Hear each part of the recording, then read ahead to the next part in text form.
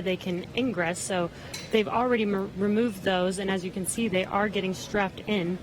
And once the FOD check is complete, our commander, Doug Hurley, entered first, and then Bob Behnken followed after him.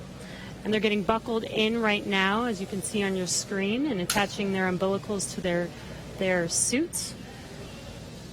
The umbilicals allow the crew to have comms through their suit and air to help keep them cool. They've already removed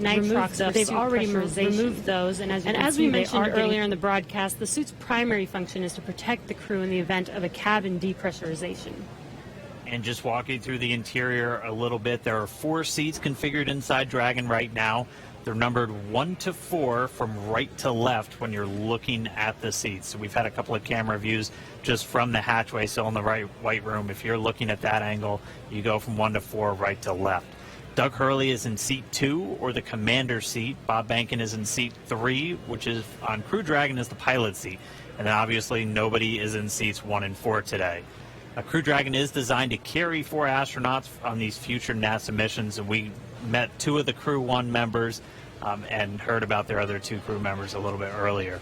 Directly in front of both of our crew members today are 3 touchscreen displays that they're going to use throughout the flight, giving them insight into Dragon's systems, seeing any alerts or issues with the vehicle, and if required, taking control and manually flying Dragon. We can see Doug Hurley manipulating those displays right now. And coming up, the crew will do a comm check to make sure that they can hear mission control, and their seats will be rotated into position for launch so that they can see those display panels right in front of them. So now let's check in with John Innsbrucker for the latest on the health of both vehicles. Over to you, John. We're at T-minus 2 hours, 36 minutes, 30 seconds in the countdown for the launch of Falcon 9 with Dragon to the space station. The Dragon Launch Ops team has completed their major activities to prepare the spacecraft for the astronauts. Checkouts are complete of major systems, including the escape system. And as you can see, ingress of the astronauts well underway. They're hooking their suits up to the various cabin systems. Right now on Dragon, there are no issues in work. Comm checks will be coming up shortly on the Dragon spacecraft with the crew. We might be able to hear some of that, and we'll bring it to you as it happens. Now, currently, the Falcon 9 team is preparing for their final checkouts and propellant load. Checkouts are due to begin at T-minus 2 hours. That's when the majority of the launch crew will actually get on console officially in Fire Room 4 at Kennedy Space Center. Currently on Falcon 9, all systems are go. The Air Force Range continues to report no problems with air and sea space clearance. Everything's looking good. Roadblocks are up around the launch pads. The weather forecast continues to be acceptable, but something we're going to watch all the way through. We're not only looking at weather at the launch site, but we are looking around the world. We need to make sure conditions are acceptable if Dragon has to splash down in the Atlantic in case of an escape. We're also monitoring contingency splashdown locations if the crew had to come back to Earth before docking with the space station. Right now, those conditions are getting better as we go through the day. At the launch pad, things continue to be a 60% probability of violating the conditions, or 40% chance, if you're an optimist, of good weather. But right now, the clock is continuing to count down. All systems are go. We're just inside T-minus 2 hours, 35 minutes. All right, now as Bob and Doug finish their ingress procedures and get comfortable inside Dragon, we're going to continue to listen for those comm checks. They should be coming up in just a little bit. But right now I'm joined now by SpaceX's Jessica Jensen and Lars Blackmore just to discuss a little bit more about what make Dragon and Falcon 9 a 21st century launch vehicle. So first off, thank you so much for joining me today. Jessica, I'll start with you. Yeah. Walk me through kind of Dragon's life history and how we got to where we are today. Sure. So Dragon was designed from scratch 12 years ago by SpaceX. It was designed to carry cargo to and from the International Space Station. And what that means is 12 years ago wasn't that long ago. So we got to use state-of-the-art materials, state-of-the-art, computer processors. So really, Dragon, to start off with, is already a modern advanced spacecraft. But then there's 2 other parts of it also that really led to commercial crew. One part of it was that we actually were able to man-rate Cargo Dragon while it's in the vicinity of the space station and attached to the space station. So that was a huge learning curve for crew. It We human rated a spacecraft for a portion of the mission, and then for crew, you just have to obviously expand it for the whole mission. And then the last part was Cargo Dragon has been this amazing test bed for commercial crew. And what that means is we were able to test out like heat shield materials and parachute materials on Cargo Dragon before they ever flew on Crew Dragon. Very cool. And that's just one part of the equation. Lars, walk us through, again, just the flight history of Falcon 9 from the humble beginnings to where we are today. Well, Falcon 9 first flew almost 10 years ago today. And even though the first version of that rocket couldn't carry humans, the fundamental design was made with that goal in mind. Over the course of 87 launches, we've steadily improved the rocket so that now it has twice the payload to orbit that we started out with. We can land and reuse the first stage in the fairing, and most importantly for today, we have the reliability that we need for humans. Now, what's interesting is that reliability has come from steady upgrades and almost a decade of flight experience, but it's actually quite hard to prove reliability. This is something that the commercial airline industry has been grappling with for decades. And just like them, we rely on lots and lots of testing. So, for instance, if you take the Merlin 1D engine, that has to fly for about 6 minutes continuously to get to orbit. We took one of those and ran it for more than 250 minutes to get the statistical proof of reliability that we need. So it's that testing and lots of analysis that gives us and NASA the confidence that Falcon is ready to fly humans for the first time. And obviously a lot of additional upgrades, a lot of additional testing had to go just to make sure that both of these vehicles were human rated. So walk us through some of the specific upgrades to Dragon to meet that criteria. Yep. So the first one's pretty obvious. We had a Cargo Dragon. It has lots of cargo cubbies, so we took all of those out, replaced it with astronaut seats, crew displays, and crew controls. But one thing that people may not know is on Cargo Dragon, we've actually been flying mice to and from the International Space Station for years. And what that meant was we had to design an environmental control and life support system for Dragon years ago. It provides oxygen, it scrubs carbon dioxide, and among other things, it controls temperature and relative humidity. So even though that was done on a smaller scale for mice, it was a great learning curve on how to help man-rate a spacecraft when you have to do it for humans. And then, Lars, same question. What kind of specific upgrades had to go into it to certify Falcon 9 for this day? Well, I already mentioned the reliability upgrades. One upgrade that I think is particularly interesting is the launch abort trigger. So people probably know that Dragon has the ability in mid-flight to separate from Falcon and boost the astronauts away to safety in the case that there's some kind of emergency. And that could be triggered by the astronauts or by the ground crew. What people may not know is that Falcon itself has the ability to cause that trigger, and it will do that entirely autonomously using algorithms, software, and sensors. And that's particularly important in the case of a time-critical fault, where aborting quickly means aborting safely. And in some cases, Falcon can do this quicker than 0.3 of a second, so much faster than a human. And Lars, I'm going to pause right there for a sec. We're getting some comm from the crew. And so coming up shortly, we're going to hear these communication checks. Bob and Doug are going to be talking to several positions down on the ground, and they're going to be using both communication speakers inside of Dragon and inside their suits in a series of communications checks. They're also going to be doing these checks over different satellites and ground stations. PLT, comm check, umbilical. CDR, loud and clear. PLT, loud and clear. Core, loud and clear. Umbilical. Contract complete. Stand by for ground station contract.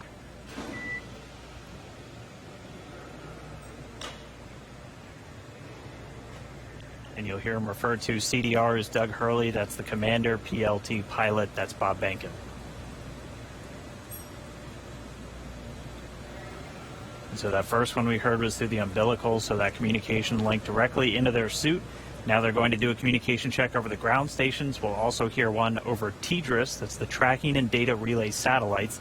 Same satellites we use to talk to the International Space Station. That's what we'll be using to talk and track Dragon throughout its entire flight.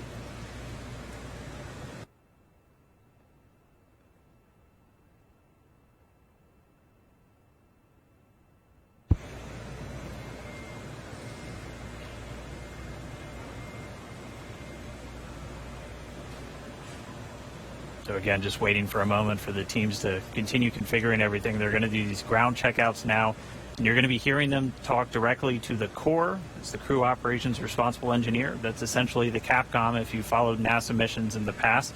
It's a position right here in Hawthorne at SpaceX Mission Control, which is just a few feet away from us, where the team's going to be watching over Bob and Doug for their entire flight. That's where the main person whose job it is to talk to them is going to be sitting. We'll also hear them do some checkouts with the launch director down there at the Cape inside firing room 4.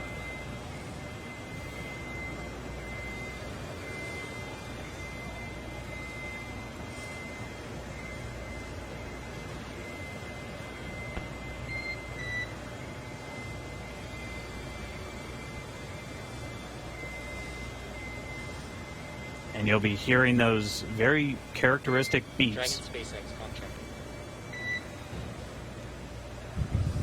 SpaceX Dragon, weak but readable. Copy. We have you the same. Stand by. We're still configuring for ground station contract. Dragon up.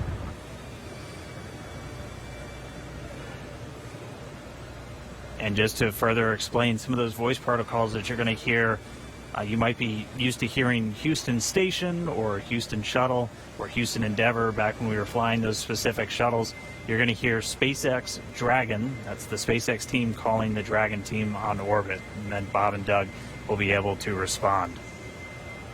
And so they're going to continue to configure. We'll get these ground station checkouts momentarily. And just a reminder, you're going to hear that very unique beeping sound. That's called a Quindar, and that's been something that's been used throughout space-to-ground or air-to-ground communications throughout spaceflight history, and that's really just for teams who are in mission control or supporting the launch know when you hear that sound, it's time to listen. Dragon SpaceX contract ground station. Dragon has you loud and clear, much better, Jay. And core loud and clear. Ground station contract complete. Stand by for TDRS contract.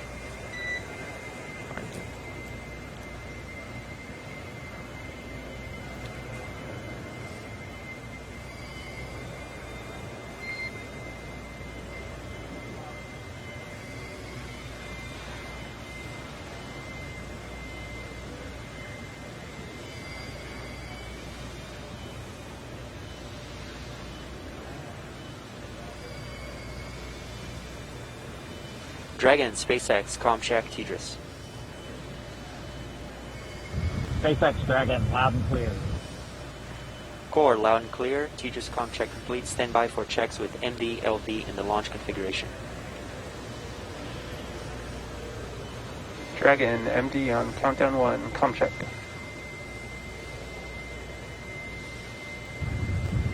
Jason, we've got you loud and clear. How you doing? Doing great. How are you guys doing in there? Stand by for comm checks. Great day to launch a spaceship. Agree. And stand by for comm checks over Dragon to ground. Dragon MD on Dragon to ground. Comm check. Loud and clear. MD loud and clear. Stand by for comm checks with LD. Dragon, launch director on countdown 1, comm check. Mike, we've got you loud and clear. Good afternoon. Good afternoon, gentlemen. Let me try on Dragon to ground 1. Dragon, SpaceX launch director on Dragon to ground 1, comm check. Loud and clear. Have you the same? Dragon SpaceX, launch configuration comm checks are complete. Report when ready for seat rotation for section 2 of 4.100.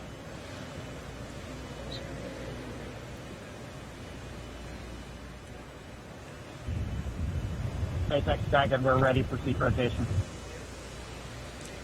Copy, ready for seat rotation. We will report when initiating.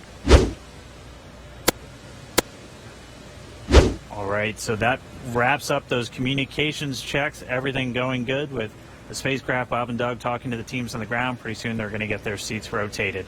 Bringing you back inside Hawthorne real quick, I do want to thank Jessica and Lars for joining me real quick, giving us that great insight into Dragon and Falcon 9. Hope you guys got a good spot staked out to watch the launch today. Great to have you on. Absolutely. Super excited. So we're going to throw it now down to Gary Jordan at Mission Control Houston, who I know is also following along. Over to you, Gary. Thanks, Dan. Great to hear good checks from Bob and Doug in the Dragon vehicle. Here in Mission Control Houston, Flight Director Zeb Scoville has pulled space station flight controllers, and all systems are go for launch. Essentially, the station is prepared for Dragon to arrive 19 hours after launch. Flight controllers here will continue to monitor the countdown, but really it's up to the teams in Kennedy and Hawthorne to get us to liftoff at this point. So we want to hear your comments as we continue to count down to launch. So let's go to the social desk now. Tahira. Thanks, Gary. So taking a quick look at those numbers right now, there are now 1 million people watching our coverage, and Launch America is up to the #1 trending hashtag on Twitter. So let's take a closer look at what's being said online. Okay, so right now we have Art Alexandria, and it looks like she's got a personal self-portrait, cosmic for sure, in her NASA flight suit. And guys, this is what I'm loving seeing online with this hashtag, is how everyone around the nation is making this launch uniquely theirs. And I want to point out one line in her post that says, "I believe that no matter how far the future is, we are on our way towards it." And guys, I couldn't have said it better myself. That's what today represents. Let's take another look. Oh my goodness. Okay, so right now we have Jessica with her space pup getting ready for liftoff. And guys, I'm not going to lie, we love to see it. So please, if you have any space pets, comment using hashtag LaunchAmerica. As you can see, everybody is thrilled to be a part of this launch today, and I know of one special guest in particular. I'm so pleased to welcome Diana Cohort of Physics Girl. Diana, I hear you have a burning question for Mission Control, so go for it. Hi, Tahira. Thank you so much for including me on this incredibly special day. I'm Diana from the YouTube channel Physics Girl, and I've always been so fascinated by space and especially space exploration because we bring together so many people for such a complicated task to send a rocket up into space. So my question is along the lines of what goes into a mission like that? What we all know, I think we're familiar with how much preparation and training astronauts have to do, but preparing for a mission like this and maybe preparing in the future for a mission to the moon or to Mars, what kinds of things does the whole team have to do in order to prepare to launch a rocket? So Diana, that is such a great question because, I mean, sometimes I think it does get overlooked what all goes into making a moment like this happen. So Gary, what has the team there in Mission Control been doing to prepare for this historic launch?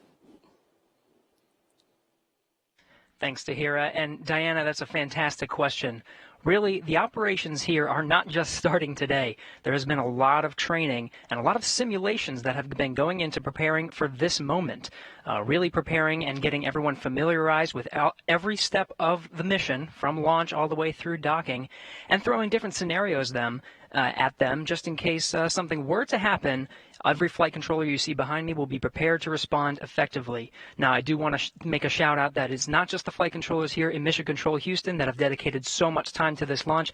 In fact, I've been talking to Zeb Scoville, the flight director here in Mission Control Houston, who said that even before he was a flight director back in 2014, they were working on some of the operations for commercial crew missions.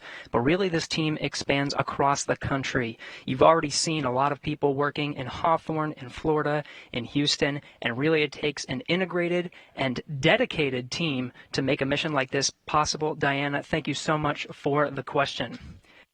And really thanks to everyone sending in questions and for sharing in this historic mission today. Remember, as you're posting, to use the hashtag LaunchAmerica. I do want to make a shout out to the flight controllers here in Mission Control Houston. In fact, some traditional flowers have been sent to Mission Control Houston. This dates even back before the shuttle days for every mission to dedicate it to the operations and the controllers here who are working so closely and are integrated in every part of the mission. But now let's head over to Hawthorne for the latest status on the crew and on Dragon. Dan. All right, thank you, Gary. As you can see, Bob and Doug in a little bit different position now. Their suits have been rotated to the launch position. So this just puts their backs a little bit more horizontal with the ground itself, or parallel with the ground itself, and places those displays directly in front of them. We've also already moved into suit leak checks, so this is the second time they've had these leak checks done in their suit. So pressurized nitrox now flowing into those launch and entry suits that they're going to be wearing throughout the dynamic phases of this mission.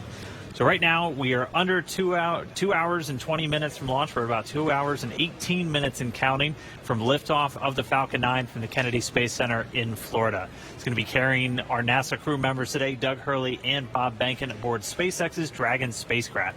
It's been a really exciting day so far. We're fighting against that weather, but we're continuing to press on for launch. The crew has been up since about 6 a.m. as they prepare to head to the International Space Station for part of this Demo 2 mission for NASA. Yeah, and as you can see on your screen, it looks like they're just waiting and getting ready for this mission today. It's been such an exciting day so far. Again, as Dan said, their seats are rotated into launch position so that they can see those screens that you see there on the left side right in front of them. Their suit leak checks have been complete. Their comm checks are complete. So let's throw it over to Lauren in KSC. All right. So Dragon hatch close is expected at T-minus 1 hour and 55 minutes, and we are just pretty close to that. It's getting really, really close. So this is one of the the final key visual milestones on that timeline to lift off, the closure of that hatch and locking Bob and Doug inside. Now, we have a couple of special guests joining us with Daryl at the OSB-2 viewing location. That's NASA Administrator Jim Bridenstine and SpaceX Chief Engineer Elon Musk. Daryl? That's right, Lauren. We're here on the 5th floor. We were supposed to be outside on the balcony overlooking Pad 39A, but we have come indoors due to the weather. But we are here with two titans of space. And though it might look like this is a reunion of a 90s boy band, it is not. We are socially distanced for good reason. But we are here to talk about space. And I want to thank you both and tell you both it's a privilege and honor to be with you today. We're going to start off with you, Jim, and ask you a couple questions here. I want to ask you, first of all, it's been almost 3 years that you were sworn in as NASA Administrator, and you knew from the very first day that you would be right here at the Kennedy Space Center in this moment when a commercial partner was ready to launch. Tell me what it's like to be leading NASA at this very moment. So I want to be clear. I did not know that when I got sworn in. I will tell you, a lot of folks said it couldn't be done. But of course, as soon as I got the job, Elon and I have had a number of conversations. Elon committed that this was something that SpaceX could achieve. We've had challenges. We've had setbacks. We've seen catastrophic losses of capsules and challenges with parachutes. What's that? On the ground, uncrewed. I want to be really clear. Tests, but that's what's unique about SpaceX. SpaceX can do things that NASA historically has not done.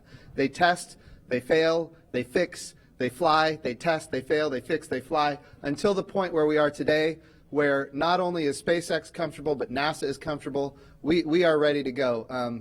But if you would have told me even 2 years ago we'd be right here, I might have even been questioning it then. But this is a monumental achievement. It's a Herculean task by the SpaceX team, which we're very grateful for, and also by the NASA team that has been working hand in glove with them to get to this point. And it's good we have Jim and Elon both here to fact check each other, so that's good. Thank you for that. Elon, in 2002, when you started SpaceX, many in the aerospace industry didn't take SpaceX seriously. You remember what that felt like. Yet here you are. You just sent 2 astronauts in a car made by your car company to launch Pad 39A with a spacecraft made by your space company. And now they're launching the International Space Station. So I'm wondering for you, in this moment, do you just pinch yourself thinking, is this really happening? This is a dream come true, I think, for me and everyone at SpaceX. This is not something that I ever thought would actually happen. So when starting SpaceX in 2002, I really did not think this day would occur. I expected 90% chance we'd fail to even get to low Earth orbit with a small rocket. So somebody told me in 2002 that I'd be standing here with the NASA administrator, meeting the astronauts, and we've got a rocket and spacecraft on pad 39A, the best pad in the world, which is it's an honor to be there. I would have thought, man, I don't know what you're smoking, but it's not. like no way is that true. You know, and so it is. Today it's even a dream come true. I didn't even dream that this would come true. Let me put it that way. You know, but it is. I am incredibly excited to be here on behalf of the SpaceX team. And as Jim said, this really is the culmination of an incredible amount of work by the SpaceX team, by NASA, and by a number of other partners in the process of making this happen. It's really, you can look at this as the results of 100,000 people, roughly, when you add up all suppliers and everyone working incredibly hard to get to make this day happen. So it's really hard to believe that this is real. And you're here, and it's amazing, and many of us have been amazed as we've watched you accomplish these things over the years. Jim, back to you. This is all about the commercialization of space.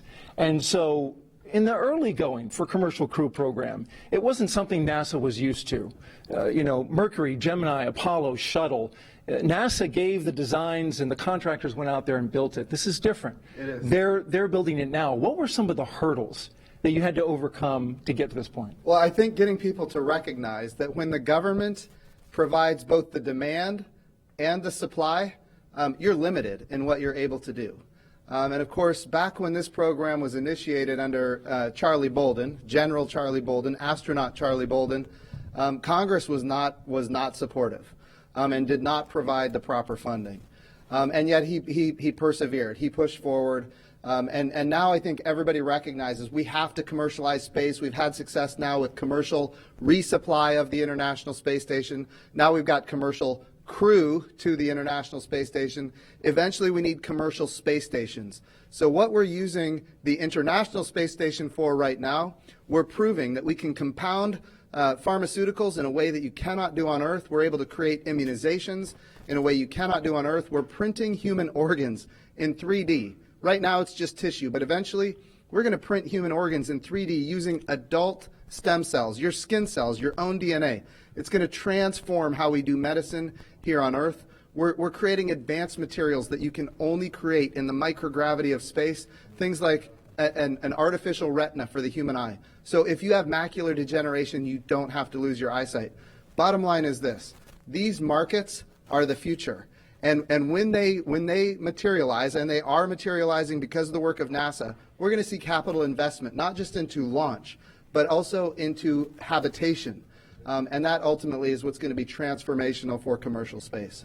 Very good. And Elon, in getting all of that going, the ISS and all the activity that takes place on board, it's key that this Crew Dragon operate on a regular basis. As the chief engineer, what were some of the biggest hurdles you had to overcome to get your spacecraft ready to fly this mission? Well, the spacecraft and the rocket have gone through literally thousands and thousands of tests and reviews, both by SpaceX, by NASA, by third parties. We've also, as Jim was alluding to, we've done a lot of flights. So one of the things I think that's very helpful about this flight, about what we're about to do, is that the rocket has flown many times. In fact, even in this, essentially this configuration, it's flown about 20 times. So that means we really have, I don't want to tempt fate, but a well-proven rocket. And we've flown Crew Dragon to the space station once, successfully, and brought it back. We've done a tremendous amount of testing on the ground, and when you do the testing on the ground, you always push the limits. So you want to try, you push it way beyond what you'd expect in flight. So sometimes you break it because you kind of want to break it on the ground during testing to see what the limits are. So this is a result, like I said, of thousands of tests, of thousands of design hours, and a tremendous number of smart people working incredibly hard to make this day happen. And you've got 2 astronauts on board now. Yes. Do you feel that responsibility? Yes, absolutely. I felt it, I think, most strongly when I saw their family just before coming here. And did you say anything that you can share? So we've done everything we can to make sure your dad's come back okay. Thanks for sharing that with us. Jim, you had some words with the astronauts. What was your take on how they were feeling? I will tell you, Doug Hurley, Marine Corps test pilot, of course, veteran of multiple space shuttle missions. Bob Benkin, flight test engineer, United States Air Force, again, veteran of multiple space shuttle missions. This is not new to these guys. All I could do is convey to them how much all of America appreciates what they're doing, that the entire world is watching, and just how grateful we are as a nation. And I will tell you, their demeanor is loose. They are ready to go. They were joking around. They're talking about what they had for breakfast and how it might come up later. It was steak and eggs. Yeah, right, I saw that. Yeah. Right. So it was nice to see. They are in their element, and we are just so grateful and proud of them. Well, that's good to hear. That gives you great confidence, I'm sure, in your positions as you hear that. We're going to go to a social media question, and we've got this question coming from Brooklyn. And she wants to know, I noticed some changes in the crew spacesuits. They look much thinner and lighter. What changes in the space capsule allow to have these futuristic suits? Well, we spent a lot of time designing the spacesuit. I personally spent a lot of time on the spacesuits. It took us 3, almost 4 years to design suits that both look good and work well. So you can see a spacesuit in the movie, looks good, doesn't work. and then you can make a spacesuit that works but doesn't look good. Because fundamentally it's a pressure suit that's got to survive in vacuum. Right. So it tends to puff up, when it's under pressure, and it's got to handle all that pressure. So it took us many iterations to get the suit to. We really wanted to look great. Fundamentally, what it's about is like we want to inspire kids to say that one day they want to wear that uniform. They want to wear that spacesuit, and get them fired up about, I want to be an astronaut. I want to work on aerospace engineering. I want to advance space flight. And I think what today is about is reigniting the dream of space, and getting people fired up about the future and excited. It's just one of those things that I think everyone. From all walks of life, from all parts of the political spectrum in the United States and elsewhere, should be really excited that this is a thing that is made by humans, for humans, and it's just a great, exciting, inspiring day, and it's one of those things that makes you glad to wake up in the morning. Yeah. Functional and inspiring. And there's one on a model right over there, and you got me so excited. I might run over there and put that thing on, Elon. Yeah. They're custom tailored, by the way. I think you won't fit in that one, but we could make one that you would fit in. Well, I appreciate you. I appreciate you saying that. Yeah, because I'm 6'8", so you're gonna have to do a lot of sewing. Well, and the Dragon spacecraft can take someone who's 6'8". My size. Yes. This commercial thing, I'm getting excited. Yes. Yeah. I'm ready to fly, Jim. Yeah. Sir. We've got another social media question we're going to ask. Ashton J wants to know, how do you think that launching astronauts on American soil for the first time since 2011 will revolutionize future missions? Yeah, so what we're doing here is unlike anything we've ever done before. We are not purchasing, owning, and operating the hardware. We are turning to commercial industry. And going back to the spacesuits, it's the same for the capsule, it's the same for the rocket. We did not tell industry what to build. We gave them top-level requirements. We said, here's the requirement for payload. Here's the requirements for safety.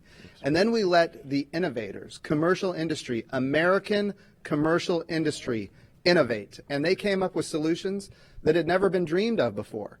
And that's the success of this program. So we're really revolutionizing how we do spaceflight. And I really think when we look into the future, we're going to see these models of doing business with public-private partnerships apply not just to low Earth orbit, which is what we're doing today, but we're taking this model to the moon and even on to Mars. And I hear something about Tom Cruise shooting a movie at the International Space Station. Is that right? I'll tell you what I told Elon just yesterday, and that is this. People ask me about Tom Cruise all the time now, and the answer is yes. We would love Tom Cruise to fly to the International Space Station and make a movie. I'm all for that, and we're going to do what we can to make that happen. But you should know this. There was a day when I was in elementary school and I saw the movie Top Gun. And from that day, I knew that I was going to be a Navy pilot. It's just the way it was. The goal here, and this is what we're doing today. Exactly. And Elon is all about this. Get the kids fired up about wanting to wear that spacesuit. That's exactly. Wanting to fly that, go to orbit, go to the moon, go to Mars. reigniting the dream of space, and just getting, people of all walks of life, young and old, excited about the future. Excited. I think anyone who has within them the spirit of exploration should love what's going on today. And if we can get Tom Cruise to inspire an elementary kid to join the Navy and be a pilot, why can't we get Tom Cruise to inspire the next Elon Musk? That's what we need. We need a new generation of many Elon Musks, and that's what this launch is about today. I want to say, speaking of this inspiration piece, it's not by chance that we have the Secretary of Education of the United States of America here. This is all about the next generation. If we have great success in our generation, it's not enough. It has to continue. The challenge with the Apollo program is that it ended. What we're doing now is sustainable, and that's why we have the public-private partnerships and commercial capabilities that are coming online. Very good. And the good news for Tom Cruise is he does a lot of his own stunts. Yeah. So in zero gravity, he should get hurt a lot less. I think it's going to be super cool. Yeah. And as Joe said, it's like this is going to, you want to capture the public imagination, have them see cool things happening in real orbit, real space stations. It's like, I think I'd want to watch that movie. Yeah. And it's like I said, you think it was like this is really just the beginning, because we want to go from low Earth orbit, we want to go back to the moon, and the moon to stay, have a moon base like Moon Base Alpha, and have build a city on Mars and be a spacefaring civilization out there among the stars. This is a super exciting future that I think that's the kind of thing where you're like, can't wait for it to happen. If you can't get excited after listening to you guys, I'd say you need to have your pulse checked. Yeah. Elon Musk, SpaceX CEO and Chief Engineer, thank you very much. Thank you. Jim Bridenstine, we appreciate you leading NASA in this time, Administrator for the agency. And we're going to send it back to Marie. All right, thanks a lot, Daryl. We saw in the meantime, while that interview was going on, the hatch actually closed. So that happened a few minutes earlier than we expected to. Our timeline has that happening at T-minus an hour and 55 minutes. So a few minutes ahead of schedule right now with hatch closed. And you can see the pad teams there just working on things now. Yeah, right now it looks like what they're doing is, what are they doing? So they perform a leak check. There's a mechanism there called a side hatch mechanism. That is what actually closes the hatch and seals it. And what we'll do is perform a leak check on that for a few minutes to make sure that that's nice and tight, that those O-rings are sealed really, really well. And after that, we will install the, you can see the leak check ground support equipment there in the technician's hands there. And while we're watching this, Leland, I mean, we just heard them talk a lot about inspiring the next generation. And you're a man of many talents. I know after your flights yourself, you used to have the head of NASA education. I mean, what did that stir up in you? Marie, what Elon said about reigniting the dream of space is so important, that we get our young kids thinking about themselves being in these seats. And when I first became an astronaut in 1998, I was riding on the back of a fire truck celebrating John Glenn's return to flight on a space shuttle. And I saw these two little kids. They had on orange pumpkin suits. And when their dad turned them around to look at me on the fire truck.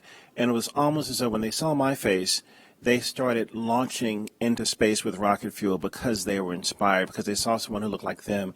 And I think that if we can reignite this dream through SpaceX's launch, through the partnership with NASA, we can get so many more kids to believe in themselves and know that they can be just like Doug and Bob flying on the SpaceX Dragon.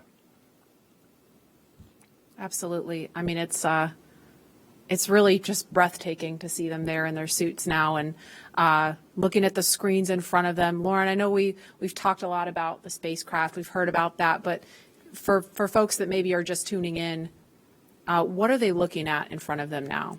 Yeah, so they have 3 different touch screens in front of them.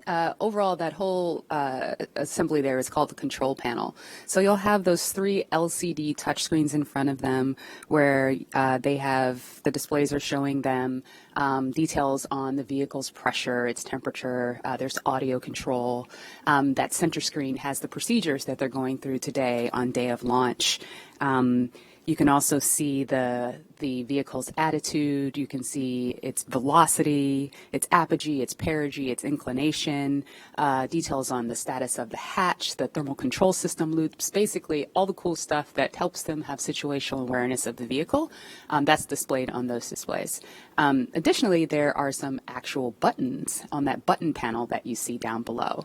And some of the things that allow them to do is if the crew ever needed to do any sort of manual overrides like that, right in the middle, right underneath that center LCD screen, that's the crew's ability to initiate an abort. It's called an abort handle, and it's right in the middle where both crew members could use it if they needed to. And the audio controls are also on those button panels.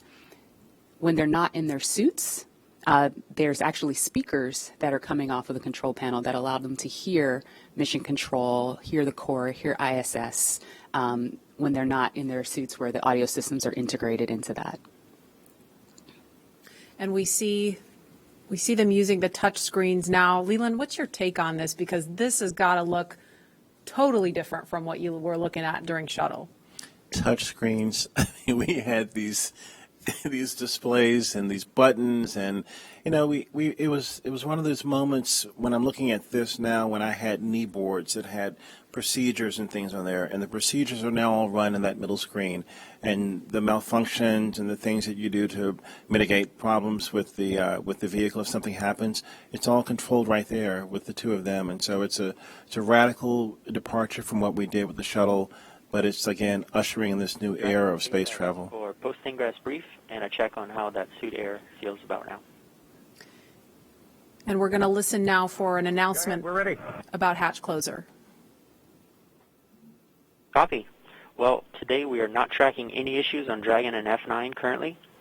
For a weather update, the weather line that is overhead, which is what you saw when you were ingressing, is now moving offshore. The next radar return is a cell over Orlando, which is expected to be our decision gate for today, and that is currently eroding. That's good news. Thank you. Copy. And then one additional item, the Cabo, the orbit site, remains as briefed, so no change there. But I do want to make you aware that that is slightly west of Cabo for GO weather. So you just want to target the longitude if needed. Okay, Dragon copy, slightly west. We'll target the longitude, and the suit air has cooled off, so we appreciate that as well. Copy, outstanding. Let us know if you have any questions, and we'll keep you posted as the closeout team completes the leak check. Dragon copy.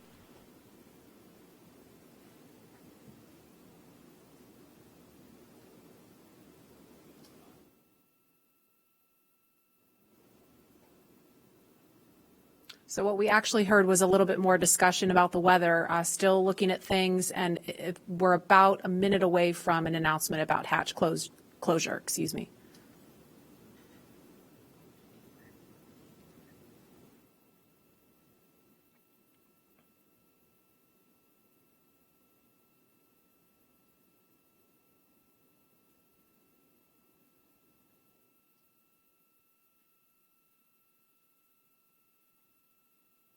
If you're just joining us, we're at T-minus 1 hour, 55 minutes and counting, and we're expecting an announcement to confirm hatch closure in just a few seconds.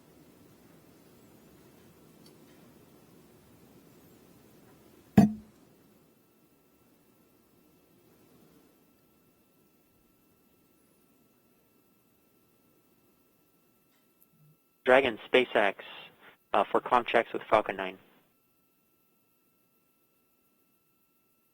Go ahead. Okay, we are ready for that at that time, if you are ready.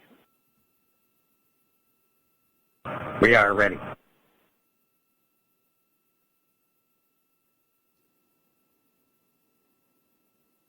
All stations up on CountdownNet for section 54.49, F9 responsible engineer, communication check with the crew.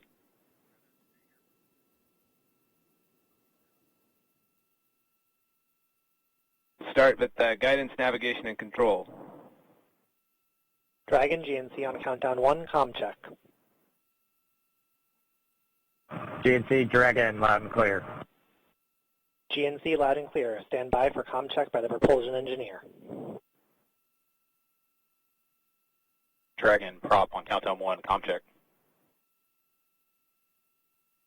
Prop Dragon, loud and clear. Prop, loud and clear. Stand by for comm check with the avionics engineer. Dragon, avionics on countdown 1, comm check. Avionics Dragon, we have good loud and clear. Avionics loud and clear. Stand by for comm check with the ground segment engineer. Dragon, ground segment on countdown 1, comm check. Ground segment Dragon, loud and clear. Ground segment loud and clear. Stand by for comm check by launch control. Dragon, launch control on countdown 1, comm check. Launch control Dragon, loud and clear. Launch control loud and clear. Stand by for comm check by the chief engineer. Dragon, chief engineer on countdown 1, comm check. Bala, Dragon has you loud and clear. Chief engineer, loud and clear. This completes the F9 responsible engineer comm checks. Dragon, chief engineer on Dragon to ground. Go ahead, sir. I was just doing a comm check on this loop. Good luck, guys, and buckle in.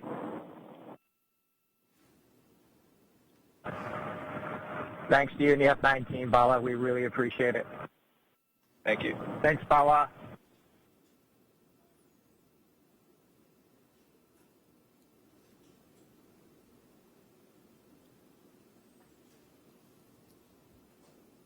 So we just heard a series of comm checks there. And Lauren, I don't know if you want to describe a little bit more about why that's important. And we heard the acronym GNC. They said guidance, navigation, and control really quickly, and then went back to the acronym GNC.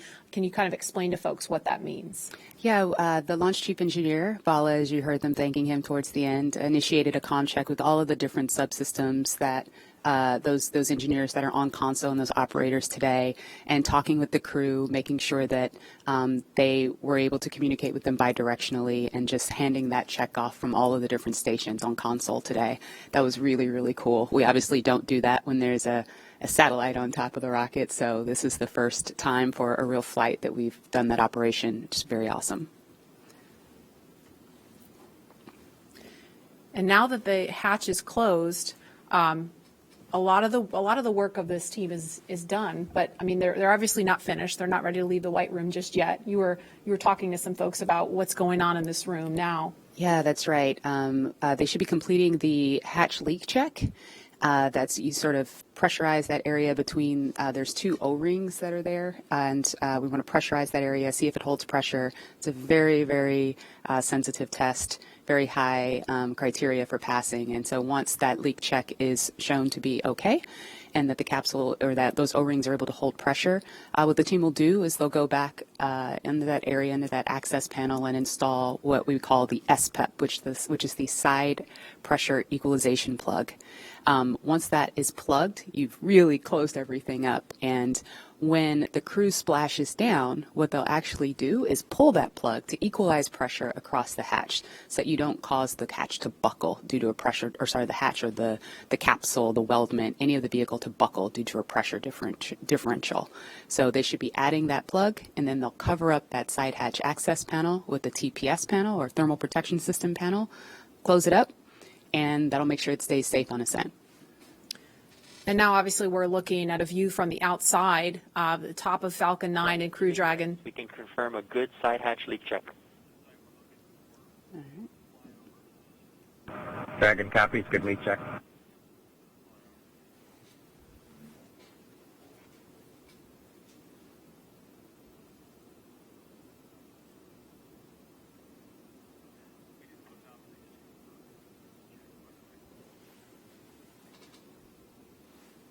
And we just heard confirmation of a good leak check.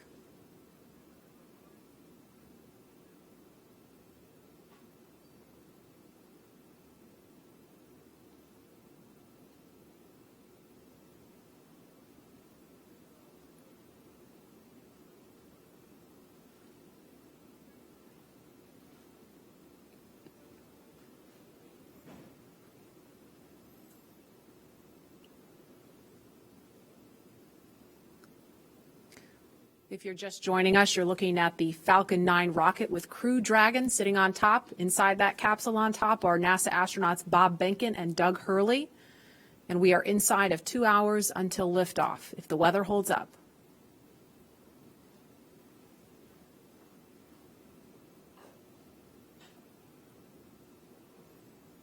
There's another stunning aerial view of the crew access arm extended out towards Crew Dragon. That is the final path that the astronauts took to climb aboard Dragon before they strapped into their seats and the hatch closed.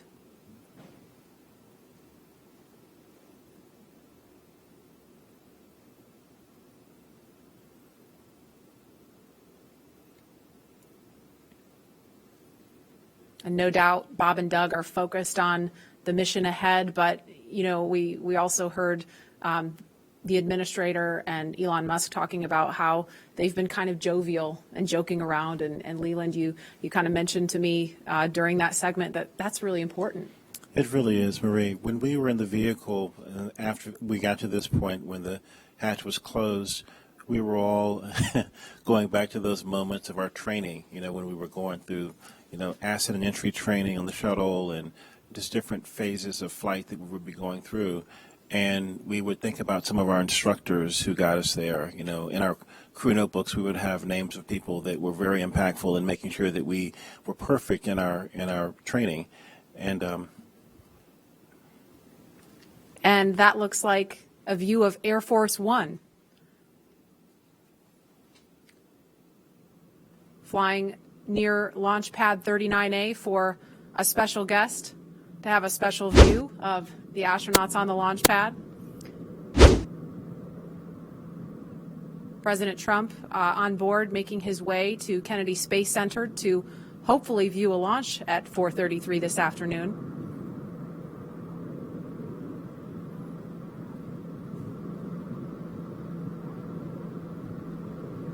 And there they are in view of the launch pad, so no doubt he's looking at the window.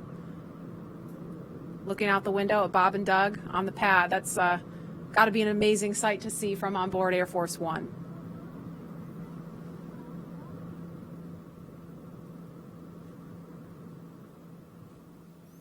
And we are at T-minus 1 hour, 46 minutes, 22 seconds and counting from launch.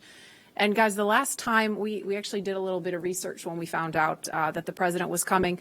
The last president to witness a launch from here at Kennedy Space Center was Bill Clinton. That was back in October 1998 for STS-95. So it's been a minute.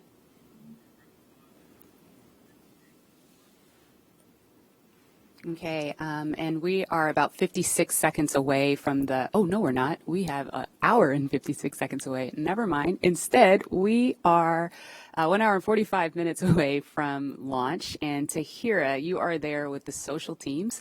I bet you are seeing some excitement on all the things we just saw on the screen there. Hey, Lauren, I mean, like you said, things are really ramping up on social media right now, especially seeing that hatch close and also just watching this flyover happen. We are up to 1.7 million viewers across all of our social media channels. And let's check out what people are saying on Twitter right now. So it looks like we've got more creativity still going on. Some people are crying with pride in Houston. Feel it. We even have Elizabeth Banks, who from the Hunger Games. That's awesome. We have more just good luck and well wishes for Bob and Doug across the nation. This has been a constant online today, which is so great to see. More just future astronauts and kiddos getting excited. We even have the band Bastille tuning in for launch. This is awesome. And just looks like more people standing by to witness this historic launch today. And so, guys, on top of what's being said on social media, we've also got a lot of well wishes from everyone across our country showing us what today means in their creative way. So let's take a look at that video. I am so ready to launch America.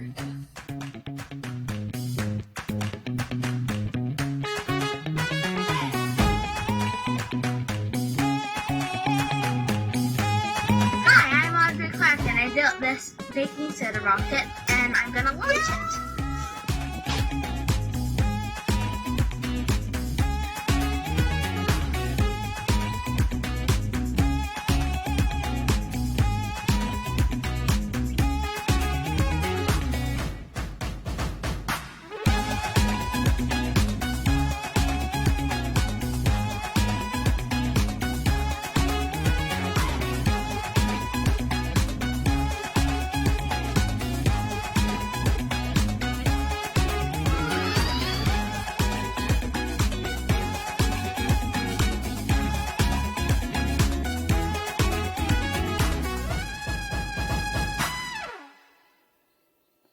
Wow. I mean, guys, just look at everybody excited for today's launch. If that doesn't get you pumped, like, come on, let's go. We even got to see astronaut Snoopy in there, which is a personal favorite of mine.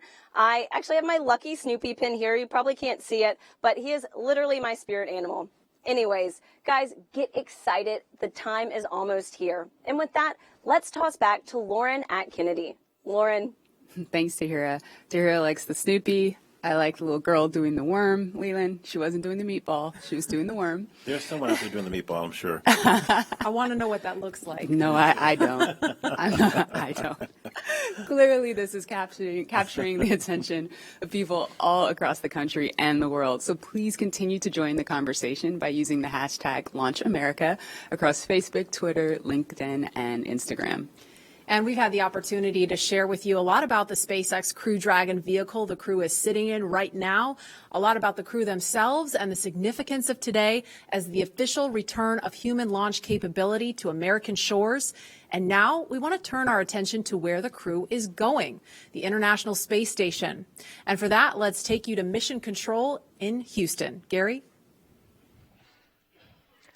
Thank you, Marie. The International Space Station is an incredible facility whose construction, operation, and ongoing science, all these efforts have been made possible by an unprecedented international collaboration. So to tell us more about the space station, we have International Space Station Chief Scientist Kurt Costello with us. Kurt, welcome. Gary, thank you. It's an amazing day to be here to talk to you about this historic launch to the ISS. It really is. Now, many viewers may not realize that there is a laboratory that's the size of a football field, 250 miles above the Earth, and that it's been there for nearly 20 years conducting revolutionary science. Can you share with us more about what the space station is and what it's accomplished so far? Sure, Gary. Over those 20 years, we've conducted over 3,100 experiments on board this space station.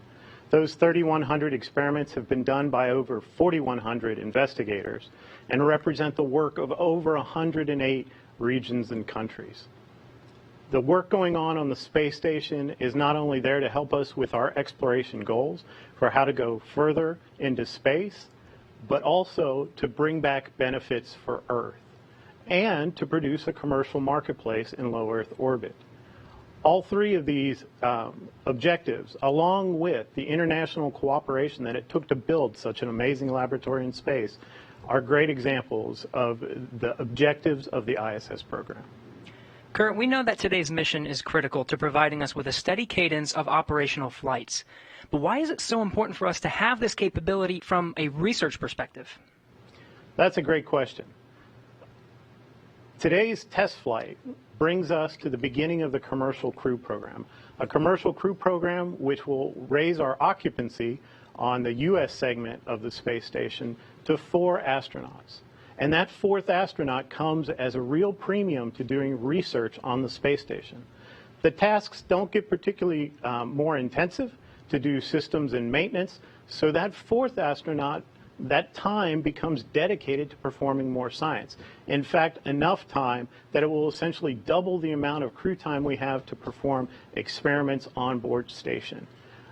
The return to U.S. soil also brings us the ability to return samples more quickly and get human samples back down to the ground more quickly as well. Kurt, you're talking about all this great research, you're talking about scientific experiments, but what would you say to someone who's watching this and thinking, this isn't relevant to me, I'm never going to space, I don't do science? What do you say to those people? Well, again, one of the focuses is on the ISS benefits for humanity. And for all of us who've been stuck at home during the COVID-19 pandemic, we've been wondering, wouldn't it be nice to have more bandwidth? Why does the internet slow down? Some of the research we're doing on board space station, particularly into Z-band optical fiber, is using the fact that we don't have sedimentation in a microgravity environment to develop new materials that will help us build more perfect fiber optic cables, which will allow us for better bandwidth and lower cost in implementing networks here on Earth. And then if you're not really a tech geek, maybe your interests lie more in human health. And then we have multiple experiments going on to help us develop new drugs, new treatments on board the ISS. Pharmaceutical companies are working on methods that allow us to crystallize proteins in space in a more purified and more standardized method. And this could lead to monoclonal antibody suspensions that we can treat through injection instead of a painful infusion. We also are developing studies into our capability to produce tissues and organs in space. Again, because you don't have sedimentation, there's a capability there to produce more realistic tissues that can someday possibly be used to prevent human disease. Now, Kurt, I know they have some cargo going up with them, but I understand they plan to bring some science back. That's right, Gary. A lot of their cargo going up with them are crew supplies and EVA supplies to support them if they have to do EVAs on board. But the cargo they'll be bringing down is science, and it comes from across the spectrum. We have student experiments in seeds that will be returning with the Crew Dragon. We also have a number of experiments that are dependent on their samples returning in frozen lockers on board the SpaceX Dragon to be able to do the science there. Those include rodent research tissues from the National Lab Rodent Research 17 mission, and also our veggie experiments, which are experiments in growing plants in space that will be needed when we go to more distant locations like the Moon and Mars. International Space Station Chief Scientist Kurt Costello, thank you so much for your time. Let's hear now from one of the next astronauts to fly to station on a Crew Dragon, talking with Marina Jurica. Marina. Thank you so much. I am so honored to be a part of today's momentous launch. My guest is no stranger to the International Space Station and will return there for the first time in nearly a decade for his third space flight with the Crew 1 launch expected later this year. Having logged 177 days in space from flights on the Space Shuttle Discovery to the Soyuz, JAXA astronaut Soichi Noguchi will have spent more time in space than any of his other crewmates. It is my pleasure to welcome him here with us today. Thank you so much for joining us, Soichi. Honjitsu wa arigato gozaimasu. Wow, that's wonderful. Marina, how are you doing? Thanks for having me today. This is wonderful. Today we are celebrating the launch, so I'm happy to be here. Thank you so much for being here with us. I am sure you have felt the excitement for today's launch, Soichi, and you will be on the next Crew Dragon flight after this one. Are you excited to launch from Kennedy Space Center again, and how are you preparing for this new vehicle? Yes, definitely we are excited to go back to Kennedy Space Center. My first space flight was from Kennedy Space Center on the Space Shuttle Discovery. That was 15 years ago, but my memory is still fresh. I still feel the vibration of the launch, the same launch pad of 39A that the Demo 2 go up, and the same launch pad that we will go up as a Crew 1. And our crew is getting ready for the final training phase, which will come in the coming weeks. And the mood is really high, and we are ready to go up. And as you know, the International Space Station and space exploration is an international effort. How do you feel representing the Japanese Space Agency once again on the ISS? Well, I think the strength of the International Space Station is the diversity of all the participating countries, and adding diversity is definitely gives a rigidity to the program. And the same applies to our Crew 1. Our Crew 1, we are 4 of us, but quite a different background, quite a different ethnicity, and definitely the diversity is the key word of our success to the Crew 1. And I'm sure it will be very successful. What are you looking forward to once you get back to the ISS? Well, this will be my third visit to the International Space Station. I'd like to see the things my colleagues keep saying, hey, you got to visit the space station again because it's getting more comfortable, more roomy, and I cannot wait to go back to my sleep station after 10 years. And nothing beats that view, does it? Oh, definitely. My last flight, we actually installed a big window called the cupola, and that was a big hit, obviously. This is the number one leisure time for astronauts, and I'm ready to shoot as many photos as I can this time as well. Amazing. I will look forward to seeing those photos. I'm sure you remember exactly what it feels like in these moments right before a launch. What do you think Robert Behnken and Douglas Hurley are feeling right now as they prepare to head to the ISS? Well, Doug and Bob's space shuttle veterans, they know the drill. They have launched. They experienced the launch before, so I think they're pretty relaxed. And so far through my training, I learned that most of the steps before the launch is quite similar to what we have in the space shuttle days.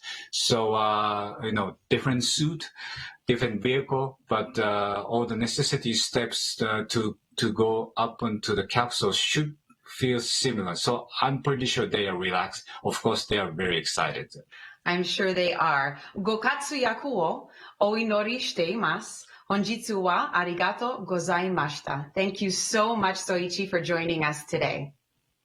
Oh, Marina, you are so good. Domo arigato. And we'll both enjoy the beautiful lunch today. Thank you very much for having me. I'm sure they are. Bye-bye.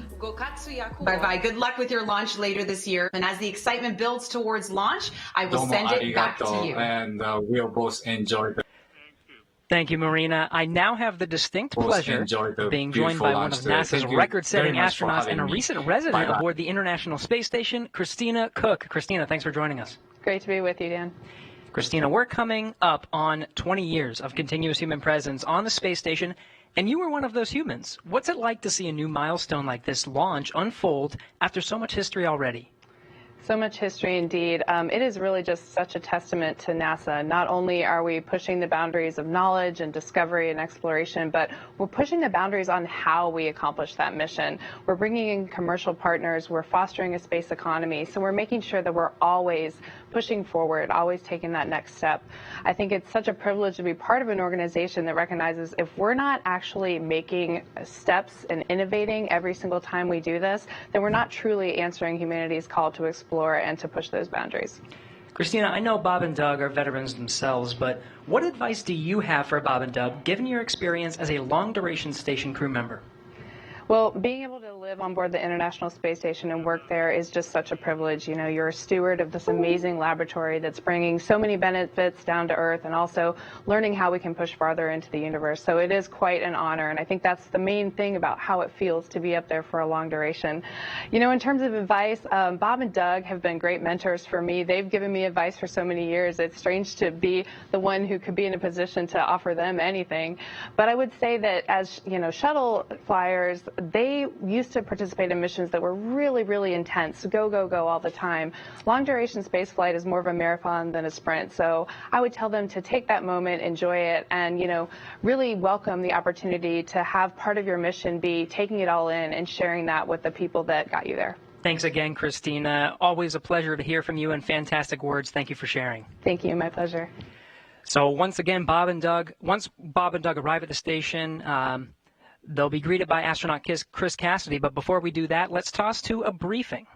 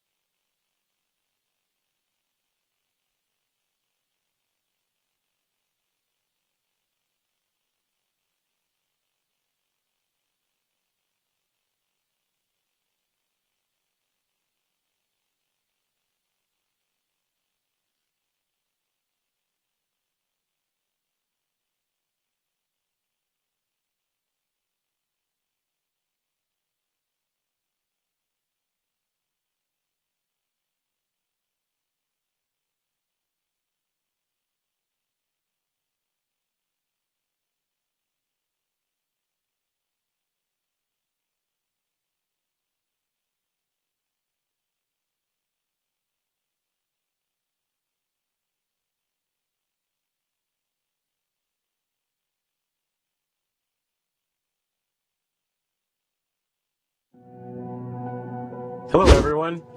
I'm astronaut Chris Cassidy, commander of Expedition 63 on board the International Space Station, flying 250 miles above the Earth. Like you, I'm excited about today's launch and the possibilities it will bring to America and to the world. But also, I'm very excited that two close friends will be arriving and joining the crew. I had the privilege of flying with Doug Hurley on both of our first shuttle missions back in 2009. Together, we came to the International Space Station and helped construct the amazing facility that it is today. Although this will be my first mission with Bob, it was my honor to follow him as the chief of the office when he left back in 2015 to begin training for this amazing mission. Personally, I've been very fortunate to fly in two different spacecraft. Launching from America on the shuttle, and most recently launching from Kazakhstan in the Soyuz. But I can't tell you how exciting it is to know that we're once again launching Americans from the coast of Florida. And finally, here's a story I'd like to share with you. Back in 1981, John Young and Bob Crippen launched on Space Shuttle Columbia, the very first space shuttle flight, marking the last time we flew Americans on a brand new vehicle.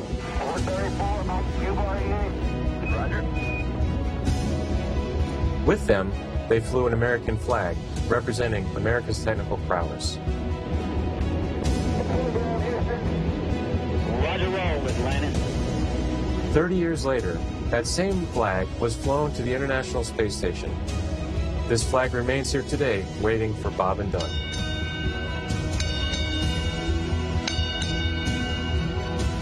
Our flag means so many things to our country, and this small piece of America represents what we'll be able to achieve together. We'll never stop exploring. And so Bob and Doug can take this very special flag home to Earth, where it awaits its next journey to the cosmos. In a few years, the first Orion crew will take this flag with it around the moon. All of this starts today. I'll be watching outside the window, along with everyone else in America and around the world. I can't wait to look out the window and see my friends on close approach. Go Falcon 9, go Dragon, and go Bob and Doug. I'll see you soon. And that was a very special message from NASA astronaut Chris Cassidy, right now the lone American aboard the International Space Station, so he will be ready and waiting to welcome Bob and Doug when they arrive tomorrow, if liftoff happens today, a little later tomorrow morning. The countdown now stands at T-minus 1 hour, 25 minutes, 54 seconds, and counting until launch. And we'd like to share with you just how much has happened here at Kennedy Space Center since the last time we had a crew on the pad launching from here.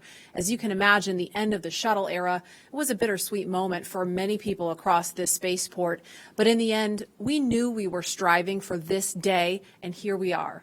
Joining us now is Kennedy Space Center's Deputy Director, Janet Petro, on the comeback we've seen across Florida's Space Coast. She's with Daryl Nail now at OSB-2. Daryl? Yeah, thank you, Marie. Janet, you were just telling me you were there at the crew walkout. Tell me a little bit about what you saw between the astronauts and their families. So it was very historic. It was very emotional. So when Doug and Bob first came out of the doors, you know, of course, a cheer went up from everybody. You know, the Vice President was there, Elon was there, the crew families was there, and of course, Bob, myself, and the rest of the center leadership was there to cheer them on.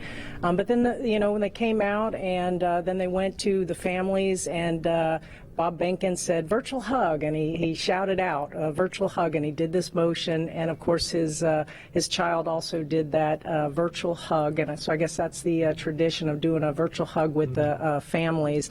And then they, then they walked and got in the Tesla, either side, and the family walked right up to the window of the Tesla and were talking, you know, having a private last moment with their father, hand on the window. It was very emotional. I had tears in my eyes. I don't know how many other people had tears in their eyes, but it was really a special, emotional moment, and everybody was, of course, wishing them well. A lot of I love yous, a lot of Godspeeds, a lot of Ad Astra, you know, take care, all of that. So it was very special. Thank you so much for sharing that with us. And in the context of why it's so important, Janet, you remember, you've been here since 2007. Yep. You were here in 2011 when Shuttle Atlantis came to wheel stop. I've talked to my uncle and father who worked out here. Layoff notices went out like the next day when the shuttle came to a stop. It was a very sad time. Bob Cabana, the director here, called it depressing. Tell me about that time and how far we've come. Yeah, so as you note, it was the end of a very iconic program. A lot of people had spent their entire career working on the Space Shuttle program. So 135 flights, all of them launching from Launch Complex 39, many from 39A, where we're going to be launching from today, and then returning back. At the shuttle landing facility, those two iconic sonic booms was something that all along the Space Coast people really resonated with, really felt in their hearts and looked forward to. So it was a very sad time, but I will tell you that 30-year program, we had planned for it.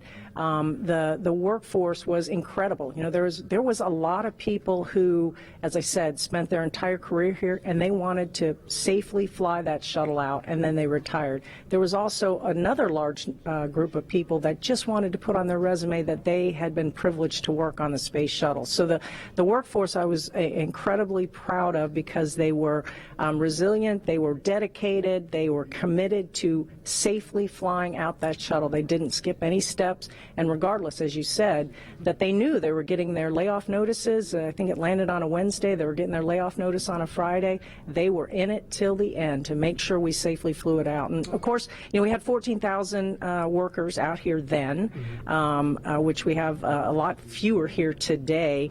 And of course, our guest operations, you remember those last shuttle flights, everybody around the country wanted to be a part of that experience. And we at the center really leaned forward to maximize how many people we could get both on site and never mind how many people were lined up at the beaches all along the river to watch that last flight. And of course, today with COVID, unfortunately, we weren't able to have any on-site guest operations, which was pretty sad for this historic flight. But I'll bet that there's a ton of people watching from the beaches or from even their TV as we launch here today. I'm sure there is, and tribute to your leadership and Bob Cabana's as well. Getting things turned around here as a multi-user spaceport, getting the commercial entities in here. We appreciate all that you've done to make that happen. Janet Petro, appreciate you being here. Thank you, Daryl. All right, Marie, we'll toss it back to you. All right, thanks, Daryl.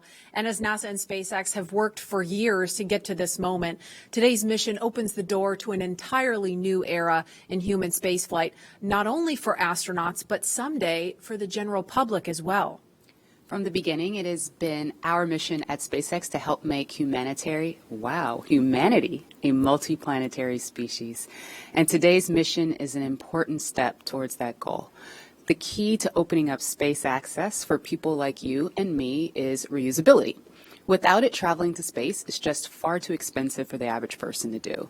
Imagine how expensive a flight from LA to New York would be if you had to throw the plane away after a single trip. A lot. Yeah, exactly. That ticket would cost hundreds of millions of dollars, and almost no one could ever afford to fly.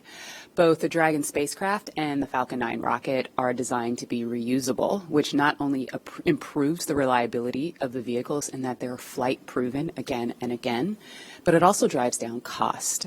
This is essential to enabling not just a handful of people, but rather hundreds of thousands of people to get out there and to explore the moon, Mars, beyond. And I, for one, it is my dream to visit Jupiter's ocean moon, Europa. Leland, you're one of the lucky Earthlings that's had the opportunity to get off the planet and go explore. Where would you like to go next?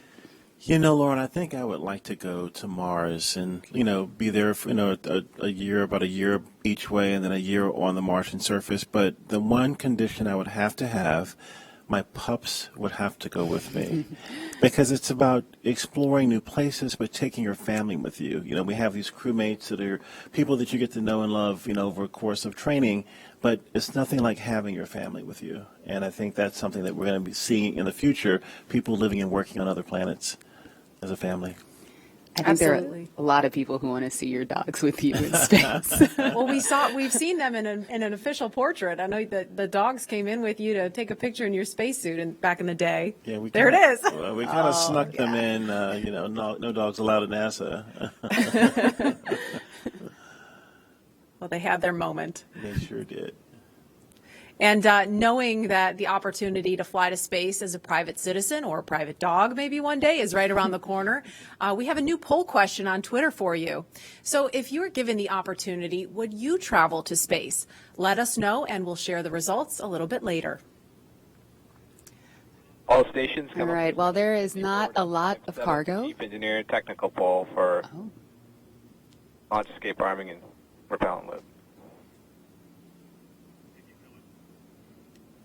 All right. Now, while there's not a lot of cargo in today's mission, Dragon is carrying 2 special payloads, aside from Bob and Doug, of course.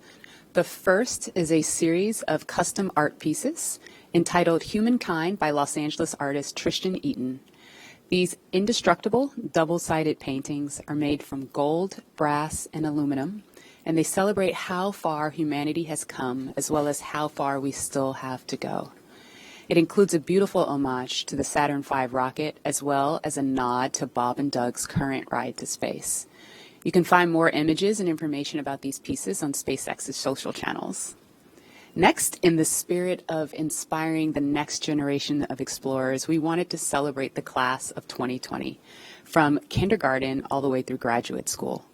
SpaceX and NASA invited students from around the world to submit their photo to fly on America's first human spaceflight in nearly a decade.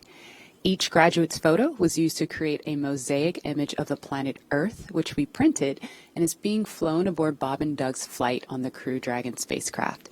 We received nearly 100,000 photos. So thank you and congratulations to all the world's graduates.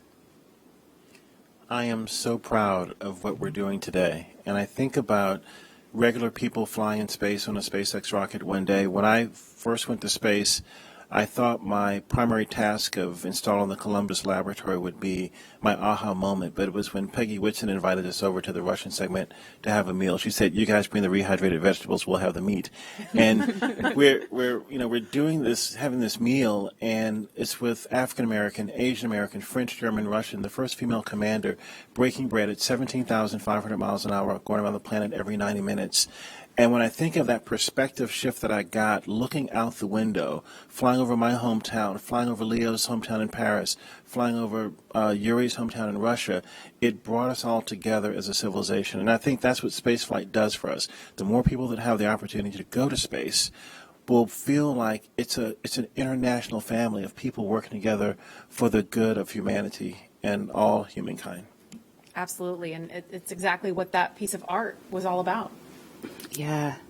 And following today's mission, we will be one step closer to a future where we can all have that experience. We can all have that orbital perspective and the ability to explore new worlds. In just over an hour from now, Bob and Doug will be the first people to launch on an American vehicle in almost a decade. For the team at SpaceX, it's really hard to put into words how honored we feel about the trust that Bob, Doug, and NASA have put into our team to carry out this critical mission. I worked on Crew Dragon for 2 years, and I can just imagine what all of my friends and colleagues are thinking right now as they sit in anticipation and excitement for what's to come. Absolutely. And speaking of those who have carried the hopes and dreams of science and exploration, we have a few shout outs to share with you from some big fans of NASA and SpaceX. Wow, we're making history again. The NASA program.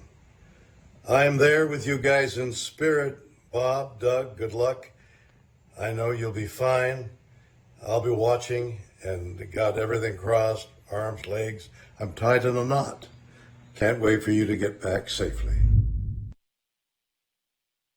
This is the first time a U.S.-built rocket has taken people into space in 9 years. It's quite an accomplishment. So for us at the Planetary Society, more rockets means more exploration. More people in space means more exploration. More countries involved in the endeavor of spaceflight means more exploration. This is how we know the cosmos and our place within it. So congratulations, SpaceX. Here's wishing your team, and the crew especially, a safe journey and the joy of discovery. Let's go. And a big thanks to William Shatner and Bill Nye for those well wishes. And while we're keeping an eye on the pad, we want to bring in NASA astronaut Rex Walheim. If that name rings a bell, it's because he flew 3 space shuttle missions to the International Space Station, including the final one by Atlantis, STS-135. He was one of the last 4 people to ascend the tower at Pad 39A and head to space. And he currently is Deputy Director of Safety and Mission Assurance at Johnson Space Center in Houston. Rex Walheim, thanks for joining us. You and Leland actually flew together. Hey, Rex Dog. Great flight. Really enjoyed flying with Leland. Hey, old dog. Rex, you flew on the final shuttle mission, we said STS-135 with Doug, in fact. What's it like seeing him in Crew Dragon right now? It's great. This is what we've been looking forward to. You know, after the end of the shuttle program, you know, it was a very important time where we wanted to transition to this commercialization of space flight to allow these commercial companies to take our astronauts to and from the space station. So in the 9 years we've had since we last landed on Atlantis, we've really worked hard for that. We've worked with our SpaceX partners and our Boeing partners, and here we are. Today's the day. We're taking that first step in this new era. What do you remember most about launch day for STS-135? I think it was just you felt the weight of it. The space shuttle was a storied program, 135 flights, and thousands of people had poured their lives into this program to launch probes to the planets, to launch the Hubble Space Telescope, and then, of course, to build the International Space Station. So you knew the incredible accomplishments of this program, and so you wanted to finish strong. And then when it finally became launch day, you'd finished the studying, you'd worked really hard, and now it was time to kind of soak it in. And I think that's what Bob and Doug are doing right now. They're sitting on the vehicle, talking to each other, listening to the sounds, and feeling the vibrations as it starts up. And it's going to be a great experience for them. Hi, Rex. What is your take on private astronauts going to space?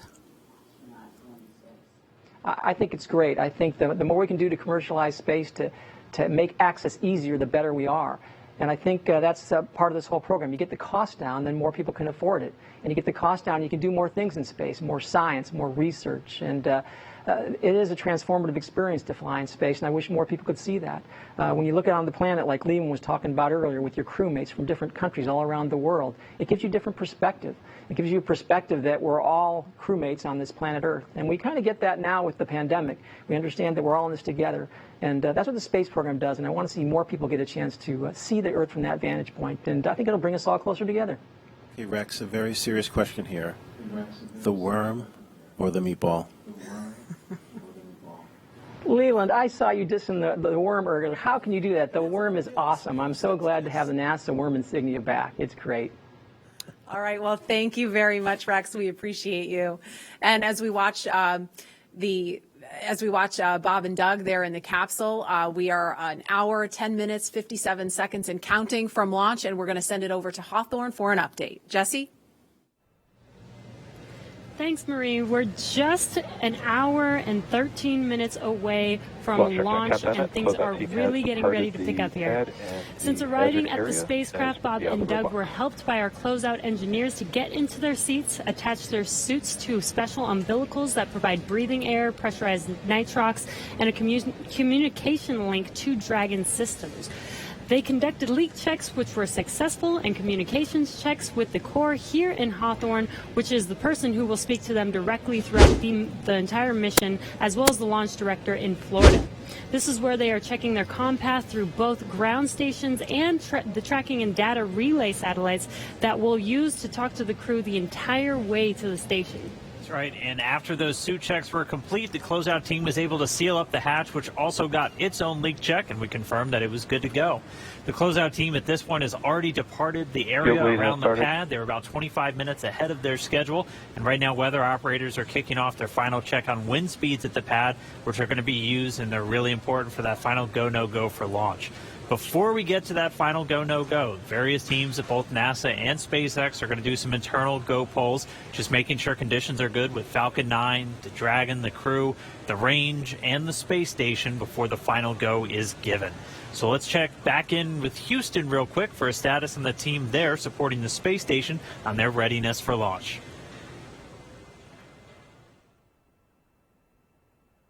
in Mission Control Houston, led by Flight Director Zev Scoville, has been pulled, and we're go for launch. All systems on board the station that are required to be healthy for the mission are reported good, and we're standing by. Station power and communication systems are looking healthy, life support systems and thermal conditions are normal, and the trajectory is right on track to ensure that Dragon's flight will meet right up with the orbiting complex as planned. Chris Cassidy aboard the International Space Station is finishing up some tasks, going into his pre-sleep period, and will be able to watch the launch of Bob and Doug. Mission Control Houston will largely be in monitor mode for the first 18 hours of the flight, with the team here really jumping into the mix tomorrow when Dragon gets in range of the International Space Station and we begin integrated operations. So I'll send it back. Everything's green on our board from the International Space Station. Go Falcon 9, go Dragon, and Godspeed to Bob and Doug. All right, thank you, Gary. If you are just now joining us, you picked a really good time because we are 1 hour, 8 minutes and counting away from launch. And this is our coverage for this mission known as Demonstration Mission 2 or Demo 2. Liftoff time still holding for 4:33 p.m. Eastern, tracking no issues with Falcon 9 or Dragon, and we're still waiting for that weather to hopefully cooperate. We're still tracking a few things like precipitation and flight through clouds. We're hoping that clears within the next 20 minutes or so. Over the last 3 hours, our crew members, Doug Hurley and Bob Behnken, donned their SpaceX suits in the historic crew quarters suit-up room and made their way out to Launch Pad 39A. They walked out of the crew quarters building just as every astronaut to fly from this spaceport has done since Apollo 7. They were transported to the pad where the crew now on board the Crew Dragon spacecraft, and we're continuing to get views of them inside that cabin live. Today is a historic launch. It will be the first time a commercially built spacecraft will launch people into orbit, and the first time since the U.S. has sent people to the space station from American soil since 2011 with the retirement of the Space Shuttle program. Over the next hour, we will conduct a series of polls to get ready for launch, have Bob and Doug arm the launch escape system, and begin fueling Falcon 9. Launch is set for 4:33 p.m. Eastern. This will include a 12-minute flight to orbit and then a 19-hour flight to dock with the International Space Station at 11:30 a.m. Eastern Time tomorrow. Today's mission is the culmination of years of work between the teams at SpaceX and at NASA. Demo 2 is going to be an end-to-end flight test. We're going to start with launch today, go all the way to docking with the space station, and then when Bob and Doug come home, splashing down in the Atlantic. And this is going to be the final test for NASA to certify SpaceX for regular crew flights to the space station. And we've been hearing a little from the crew on board Dragon, which they are currently strapped into their seats, as you can see on your right screen. They're already through their seats, or they've already been strapped into their seats, and through communications and leak checks, they're able to follow all the milestones still ahead on those displays just above them that you can see there. Go ahead. Yeah, we're going to equalize the pressures in the common manifolds just to raise them a little bit. So we will be momentarily cycling the tank isolation valves. I just wanted to let you know for awareness. Just wanted to take a pause to listen into the nets. Okay, we appreciate that, Jay. So they'll be getting insight into all of the Dragon and Falcon 9 systems as we proceed towards launch. At T-minus 1 hour and 7 minutes, let's check in with John Insprucker for a status update on both of those vehicles. What's the update, John? Well, the good news is we've had a smooth countdown this afternoon. SpaceX team is working no technical issues on either the Falcon 9 or the Dragon spacecraft.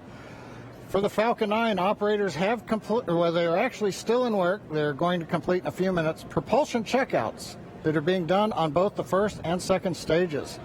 The team will be assessing their launch readiness with a final go, no-go poll. That'll come at T-minus 45 minutes, and that'll be followed by propellant loading starting at T-minus 35 minutes. Now, earlier today, Dragon operators performed a series of checkouts of Dragon's flight systems. The spacecraft is also currently go for launch. Our NASA crew, astronauts Doug Hurley and Bob Behnken, that you can see inside the Dragon capsule on the right-hand side of the display, they are currently going through the various screens, simple checks. Their hatch is closed, suit leak checks are complete, comp checks are good. The next major event for Dragon is going to be retract of the crew access arm that you can see on the left monitor up alongside the Dragon capsule. That's going to happen somewhere between 45 and 42 minutes before liftoff. Now, the big one right now is the range. The range is currently red for launch from historic Pad 39A. Now, the air and the sea space is clear, and the worldwide network of ground stations, as well as the tracking and data relay satellites, they are ready to support Dragon as it heads into orbit. But the range is red for the weather. We recently did clear, we went green for lightning, but we are still violating several constraints. Rain, cumulus crowds, field mills, which is essentially you can tell that the atmosphere is energized around the launch site. We are expecting that we'll possibly clear that. We're going to hear a weather briefing at 1 hour with the expectation that those conditions may clear shortly afterwards and allow us to move into propellant loading. Also, we've been releasing balloons. What we're seeing at the upper altitudes is conditions look good for Falcon 9 with Dragon. No concerns have been expressed by the GNC guidance team right now. Now, as a reminder, today we have an instantaneous launch window at 4:33:35 Eastern Daylight Saving Time, or just past 33 minutes after the upcoming hour. So we get one chance at it today. But currently, T-minus 1 hour and 3 minutes, just passing that. Falcon 9, Dragon, our go. The range is ready to support, but now we're waiting on the weather as we've been expecting all afternoon. Thanks, John. We've got an extensive history now of flying Falcon 9 from the Florida coast, and just last year completed a test run of the mission that we're less than an hour from beginning here today. The purpose of that mission was to demonstrate Dragon's capability to safely and reliably fly to and from the International Space Station. The success of Demo 1 was a really exciting moment, and it paved the way for today's mission, where we are just moments away, hopefully if we get that weather, from flying U.S. astronauts from U.S. soil for the first time since 2011. Dragon and Falcon 9 together have years of operational experience, or what we refer to as flight heritage. As I mentioned earlier, SpaceX has successfully completed 21 flights of Dragon to and from orbit since 2010, including 20 trips to the International Space Station. Not only have we conducted thousands of hours of testing, we've also enhanced and added a number of safety features to Dragon. Much of what was learned with the Cargo Dragon was leveraged in the design of this vehicle. Valve cycling is complete, expected behavior, and wanted to hear if you were able to hear those. We actually did, Jay. We were just making a comment about that. I heard some clicking, and Bob watched it on the systems display, so absolutely. Copy all. And that again right there, that's the crew talking to the core here in Hawthorne, California, who's going to be talking to them throughout their ascent uphill today. So they were just doing a quick checkout. Bob and Doug confirmed they were able to hear it. Sounds like everything's still good, so still no issues with Falcon or Dragon. Back to what we were talking through as we're describing these systems, a lot of what SpaceX did with Cargo Dragon has been leveraged into this Crew Dragon. The vehicle is designed to be fully autonomous, which means it can basically fly itself, but it also features a full manual override capability if the crew needs to take control in case of emergency. Many of the other enhancements help towards SpaceX's goal of reusability and less refurbishment time between missions. So let's take a closer look at some of these advancements. Standing at almost 27 feet tall from bottom of the trunk to top of the nose cone, Crew Dragon's composed of two main elements. We have the capsule up top, which is designed to hold the crew and any pressurized cargo, and then an unpressurized section known as the trunk on the bottom. And the nose cone at the top of the capsule protects the docking system as well as the guidance navigation control system, or what we call GNC. The nose cone opens for docking and remains attached to the Crew Dragon spacecraft, unlike the previous version of Dragon, that helps towards our reusability Dragon efforts. SpaceX, we are at T-minus 1 hour. You are go for section 6. When ready, report go for launch. SpaceX Dragon will put section 6 in work. So the crew just has a couple checks, Copy. and when they are ready for launch, we're going to hear them report to the core that they are go for launch. Continuing to walk you through the Dragon spacecraft, opposite of that nose cone is the trunk. We can see it on the left-hand screen there, where it's kind of split right down the middle with the left side black and the right side white. The trunk provides an attachment point to Falcon 9, the Dragon capsule, and can carry any cargo uphill. On the outside, one half of the trunk contains a radiator that rejects heat from the active thermal control system into space using SpaceX's new Pika tiling technology. The other half contains solar cells that are used to charge the spacecraft's batteries during flight. SpaceX Dragon, Bob and I are go for launch. And you heard that call out right Copy, there. go for launch. Next up will be the go, no go pull at T-minus 45. Bob and Doug are go for launch, and Okay, next copy. up, We're holding in step 6.5. you're hearing it live from the nets. This is amazing, very exciting. The spacecraft is designed to accommodate up to 7 crew members with modular seats that can be removed and replaced by additional cargo. The seats are made of carbon fiber and will be custom sized for any crew members flying on board. That control panel that's centered between the pilot and commander seats consists of 3 touchscreen displays, and that just again allows the crew to operate the vehicle and fly it manually, but also look at all of their procedures, relative position over the Earth, the space station, any alarms, alerts, anything that they could possibly want to do on Dragon is through those touchscreens.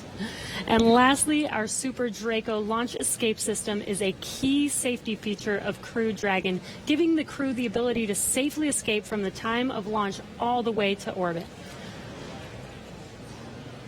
And that launch escape system was put into work a little bit earlier this year, again on that in-flight abort test.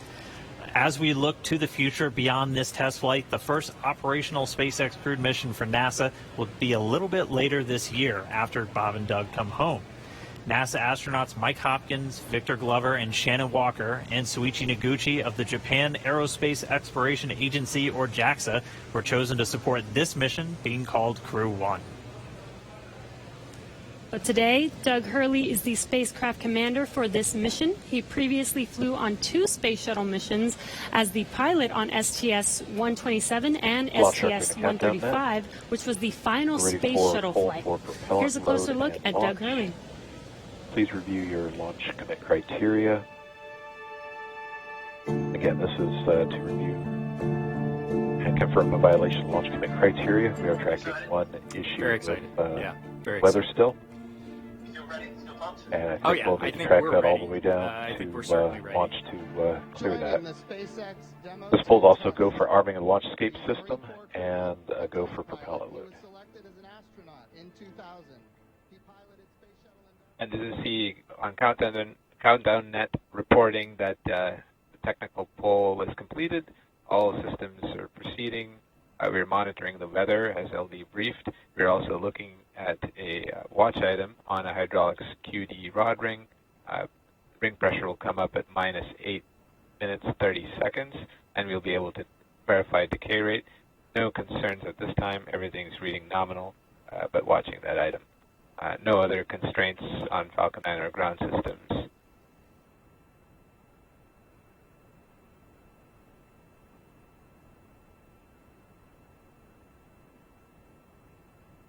Stage 2 RP1 bleed is complete.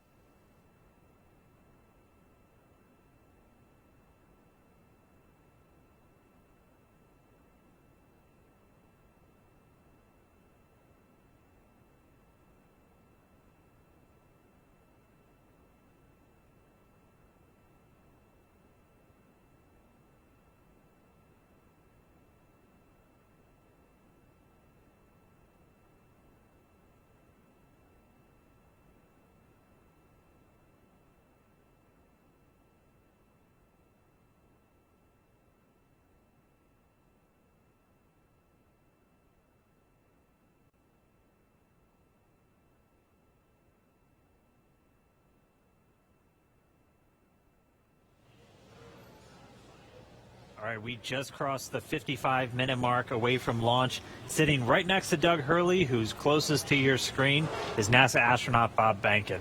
He is the Joint Operations Commander for Demo 2, and Behnken previously flew on 2 space shuttle missions, STS-123 and STS-130, and also served a tour as Chief of the Astronaut Office. So here's a little bit more about the man who said testing out a brand new spacecraft is an astronaut's dream.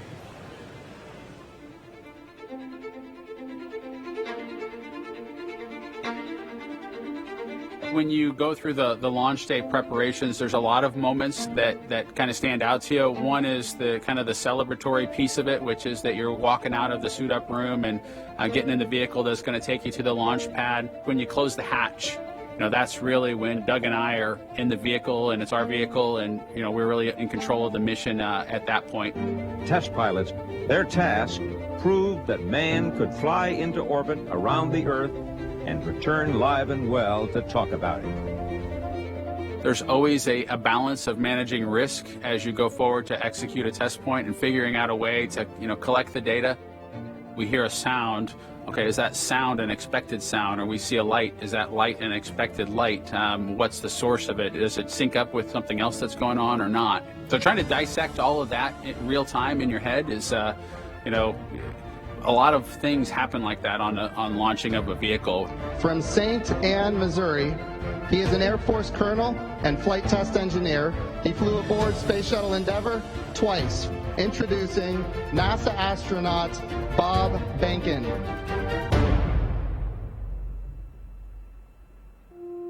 My career at NASA has kind of spanned a couple of decades at this point. I arrived with the class of 2000, went through the training program, primarily focused on the Space Shuttle and the International Space Station, learning those systems. Having launched a couple times on vehicles, the second time was definitely different than the first time. You can feel a little bit guilty of, hey, should I study one more thing? Or is there one more piece of information I should get? Am I really prepared or not? So that's definitely different between where I was on my first flight and where I'm at right now. It's been really interesting, I think, for both my wife and I to have gone through the process of seeing each other launch in space. I've seen her take that risk and had it be in front of her, and I've done that to her. And there's just something different about watching a rocket launch when there are people on board. You feel a little bit differently about the pit of your stomach, and I can only tell you it's multiplied significantly when it's somebody that you know, and then somebody, of course, that's a family member. It's even multiplied more. For me personally, as a spouse, watching everything that Bob has put into this over the last 5 years, the dedication that he's shown, the perseverance is pretty special. For both of us, though, the way our minds work, it won't be until sort of the mission is complete that you have really a chance to savor it and celebrate it. This is a huge accomplishment for an Air Force flight test engineer to be part of the demonstration mission of a brand new vehicle. It's going to be amazing.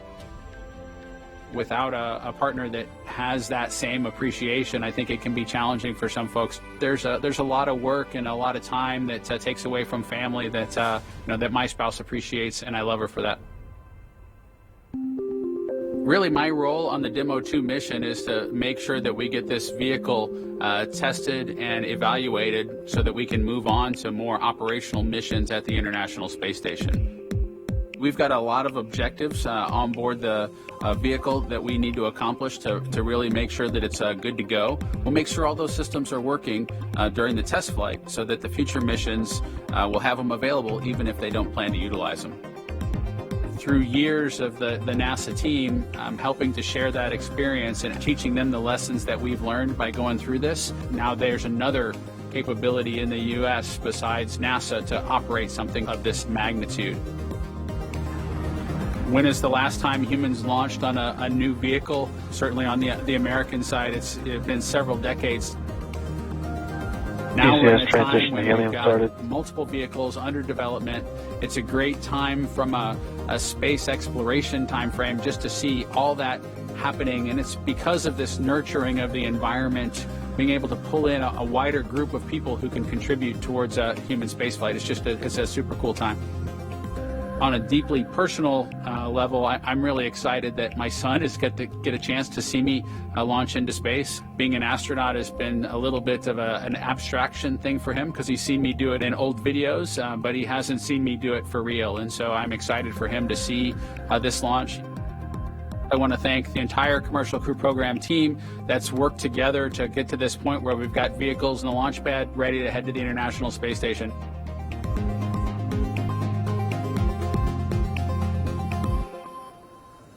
We're just over 49 and a half minutes away from launch of the Falcon 9 carrying Dragon to the space station. Right now, the launch director and the launch team are preparing for a readiness for launch poll. In this poll, the 13 members of the launch team will electronically indicate a go for launch. This is also the go for propellant load.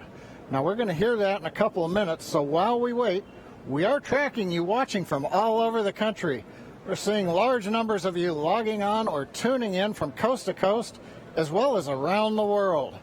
We want to know, is this your first time watching a launch live? If not, how many have you seen before? Tell us using the hashtag LaunchAmerica from your favorite social media website. As for me, this isn't my first one. I've seen a lot, but everyone is exciting. Now, coming up, we're going to go into a readiness poll, as I mentioned. Currently, right now, on other nets, the SpaceX launch director is checking to verify the Dragon team is ready and that the NASA launch management team is ready. They'll come back at about T-minus 47 minutes with instructions to the SpaceX Falcon 9 team to make their final assessments. Then they log into the procedure. It's a little different than the old days where you would hear a go, go, go, you know, position by position, all up and down the row. In this electronic age, everybody just clicks on whether they're go or no go. The launch director will then, at T-minus 45 minutes, summarize the end of the poll and will then provide instructions for the team. At the same time, we will begin getting ready for the crew access arm retraction, and we'll show you that on one of the screens that we've got up.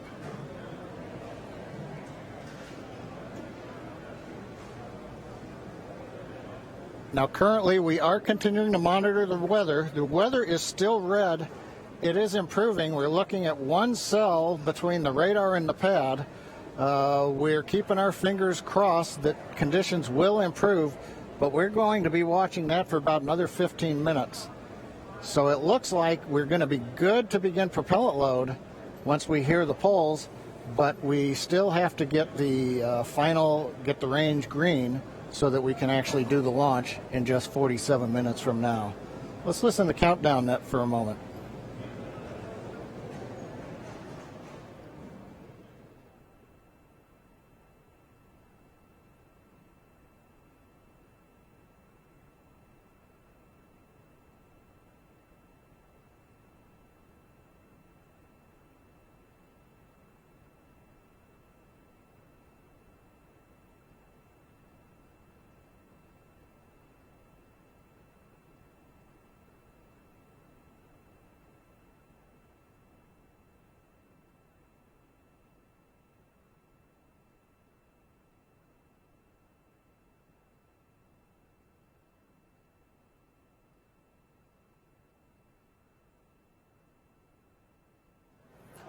Right now, coming up on 46 minutes, 10 seconds before launch. Didn't hear any significant chatter coming over countdown one. Yes, launch director in the countdown net. Poll is complete, and we have a go to proceed with propellant load. Launch control, proceed with swing into crew arm. Arming crew arm movement for T-minus 45 minutes. Thank you, launch control. A reminder in control room on hold and launch escape protocol. For non-urgent no-go conditions, brief CE or LD, and it will approve aborting the launch auto sequence and proceed to launch abort. For urgent issues affecting the safety of the operation, operators shall call hold, hold, hold on the countdown net. Launch control will abort the launch auto sequence immediately and proceed into the launch abort auto sequence. Operators shall also advise the launch director whether structural breakup or fire is imminent or occurring per Dragon manual escape flight rules. Remainder on fire alarm instructions. Here in Fire Room 4, in the event of a fire alarm, key operators, previously briefed, will remain at their post while the alarm is evaluated. In the event that personal safety is threatened, we will evacuate to the south-facing emergency exit, which leads directly outside.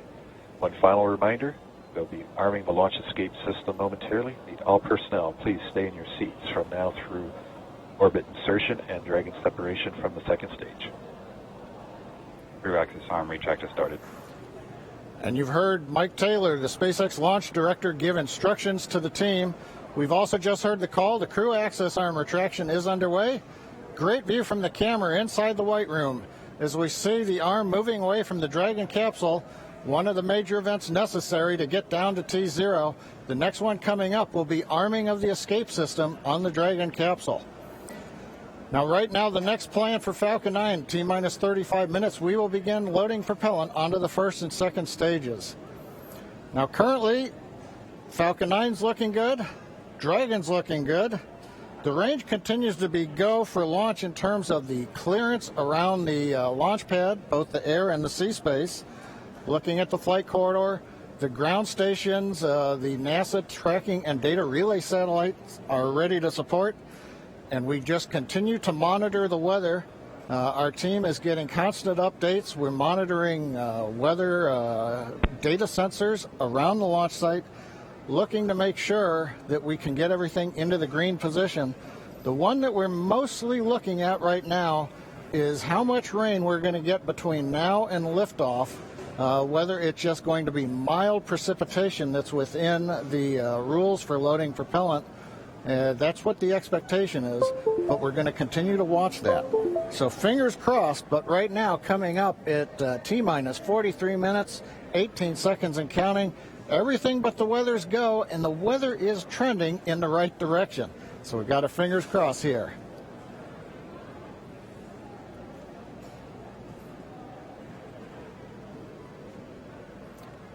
At this time, we're going to send it back over to Kennedy Space Center as the action is picking up on the launch pad. Thanks, John I. Now that countdown clock is continuing to tick, and we are 42 minutes and 46 seconds away from launch. Now, as you just saw, the crew arm retracted. That is the last major visual milestone before liftoff. And we should be hearing out on the net soon confirmation that the launch escape system is armed. When that happens, all 8 of the Super Draco throttle valves are opened, which means that those engines can ignite. For section 7. Okay. So that means those 8 throttle valves are opened, and if those Super Dracos needed to fire in order for Dragon to escape off of the pad, they could. And so things running just a little bit ahead of schedule right now. Field lead is complete.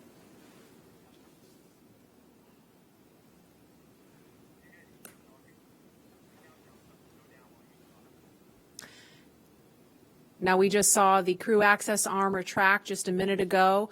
We saw NASA astronauts Doug Hurley. In 7.2, our visors are closed, and we're arming the launch escape system.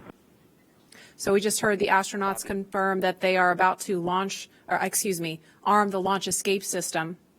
That happens just before fueling begins, which we expect to happen in just a couple of minutes. We saw Bob and Doug suit up a little over 3 hours ago. Then we watched them drive out to Launch Complex 39A. They were assisted by the SpaceX ground team with Crew Dragon ingress. That happened a little before 2 o'clock this afternoon. And then we saw the spacecraft hatch close. And again, just a minute ago, we saw the crew access arm retract. We just heard that the crew armed the launch escape system. And in just a few minutes, we are going to hear the call that they have started propellant loading.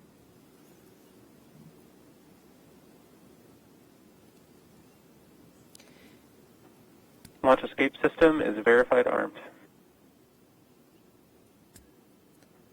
So we just heard that verification that the launch escape system is armed. We're switching to GN2.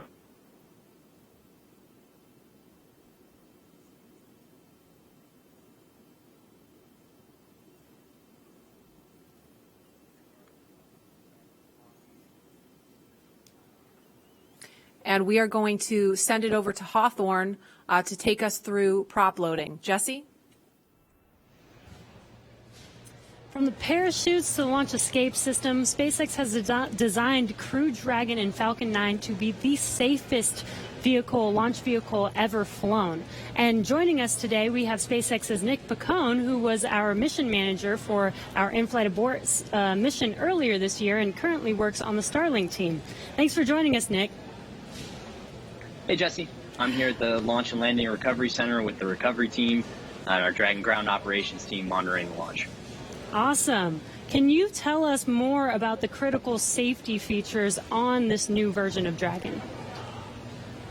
Sure. So Dragon 2 was designed with long-term reuse and reliability in mind. So fundamentally, there are multiple layers of redundancy to any of the failure modes that we could conceive of, that NASA could conceive of when we were working to design and test this vehicle over the past few years. But in the event that we encounter an unforeseen failure mode or multiple failures which push us outside of our design space, Dragon also has backup systems and operational controls intended to keep Bob and Doug safe. I'm sure you heard a lot about it today, but the launch escape system is the primary backup system that we have from the moment that the vehicle is here on pad being fueled all the way up until orbital insertion.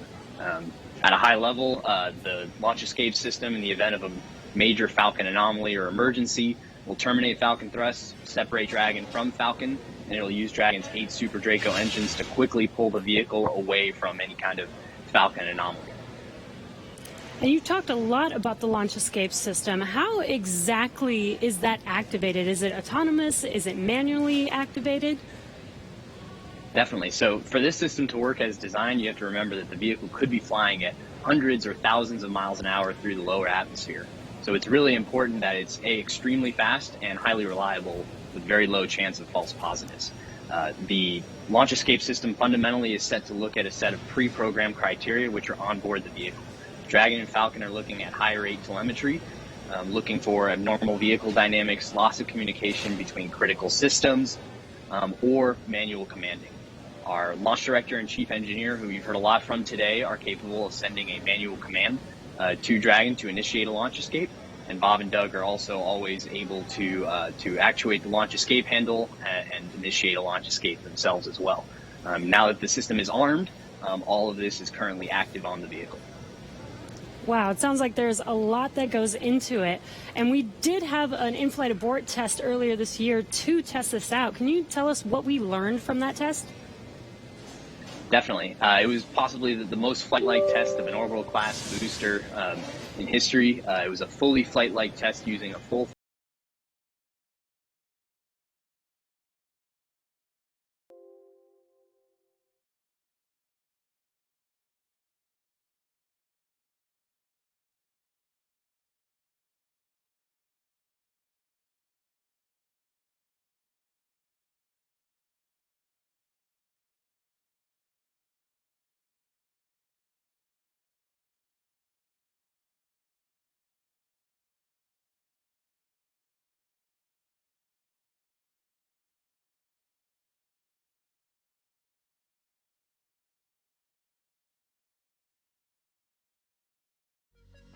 I don't like your T-Series. Nothing personal, kid. Come together, but they don't like, so we need an ignition source to complete the fire triangle. For this, Falcon 9 uses a fluid called T-Tub.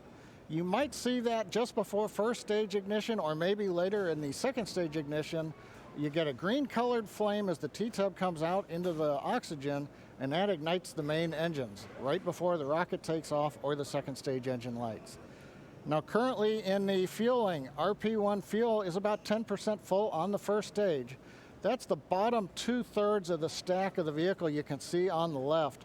The first stage is that long white cylinder at the bottom plus that black cylinder called the inner stage. That's the entire first stage that we're loading with LOX and RP1 kerosene. That's the part that comes back to Earth. The second stage just above it, the white cylinder, and then above that will be the Dragon trunk and the capsule. Now currently the second stage is also loading fuel with RP1. That's about 8% full right now. We are loading liquid oxygen on the first stage. The second stage liquid oxygen load will begin at T-minus 16.5 minutes if the weather cooperates. So LOX loading will then continue on both the first and second stage until the last few minutes of the countdown. Helium loading is also underway into pressure vessels on the second stage. We use that to pressurize the tanks in flight as the propellant is being pulled out by the Merlin turbopumps. Dragon on board the spacecraft. You can see the astronauts are monitoring systems while propellant is loaded into the Falcon 9. Now when we flew the first demo flight last year and then the in-flight escape test earlier this year, the sounds inside the Dragon capsule were recorded. So as part of the training, the sounds of the propellant loading were played back to acclimate the crew to what they're experiencing now. I'm listening to some discussion on one of the back nets trying to track where we are with the weather criteria.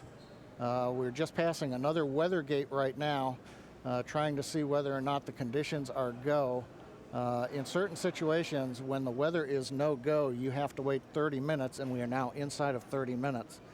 But if the cloud moves away, if the conditions improve, we may be able to continue the countdown for another 14 minutes and reassess. So we're waiting to see whether or not we can continue the count. Currently we are. The range, they're ready to support with no problems in the air and the sea space area. But again, the weather, that's the one that's looking bad, and we're going to continue to listen. And as a reminder, today we have an instantaneous launch time.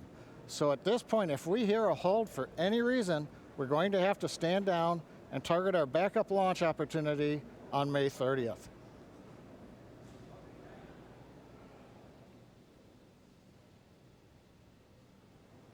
Find out what that is, and those of you watching that have been following along, we are eagerly awaiting to hear whether the weather is going to be a showstopper today.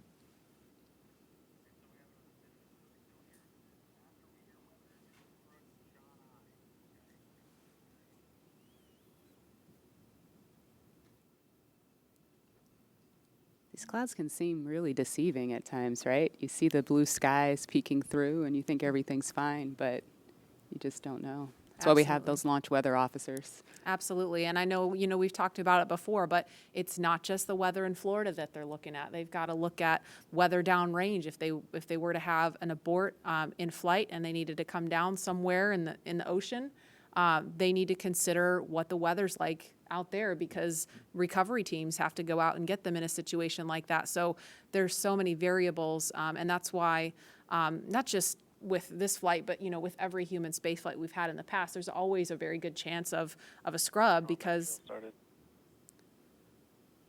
you do have so much criteria that you have to meet. And we're going to listen in now. We're just seconds away from a weather update. Stage 2, RP1 load complete.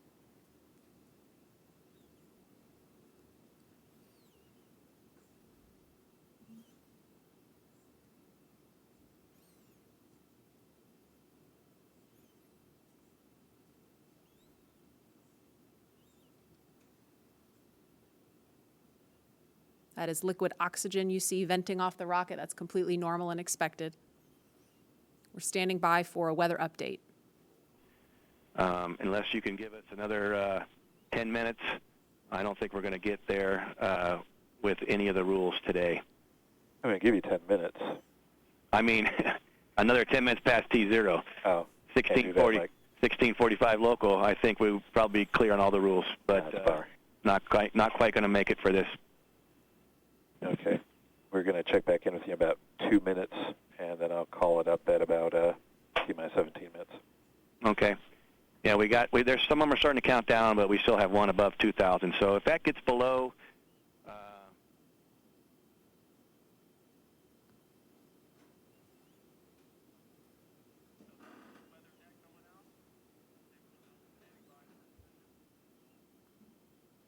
And that didn't sound great right there. That was the weather net going out, but we're still standing by for a final decision.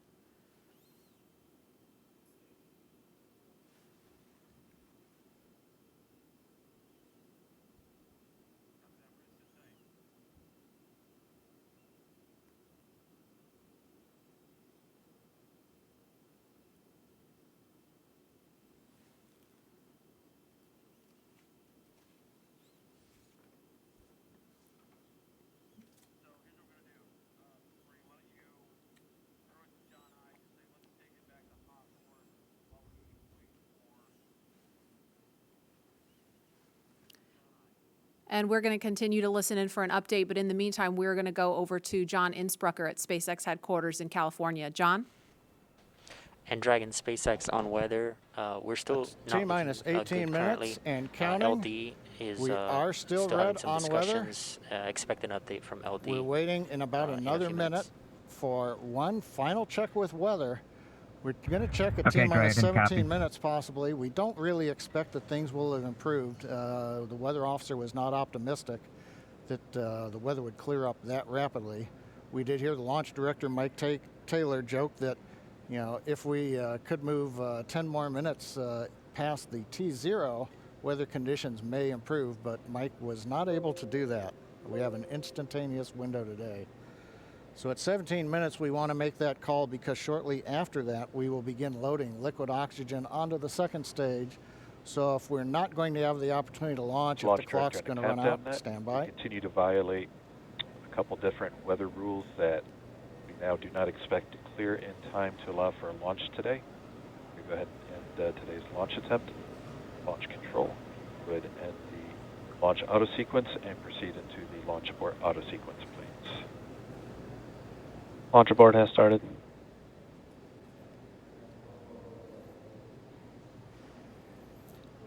And Dragon SpaceX, unfortunately, we are not going to launch today. You are go for 5.100 launch scrub. 5.100. It was a good effort by the teams, and we understand, and we'll meet you there. Copy all. We've heard the call from the crew. They have been informed. Launch Director Mike Taylor has called a scrub for the day, and we got the feedback when the Dragon team informed Bob and Doug. They said we gave it a good try, but they understand, and we are here to try another day. So right now we did officially hold the clock. It looks like at T-minus 16 minutes, 54 seconds. The launch automatic sequence that controls the Falcon 9, the loading of propellants, the cycling of valves, that is also stopped. We now proceed into what is a normal scrub sequence for us. We practice this every launch. So now we move into safely taking the propellants, the pressurization gases back off the first and second stages.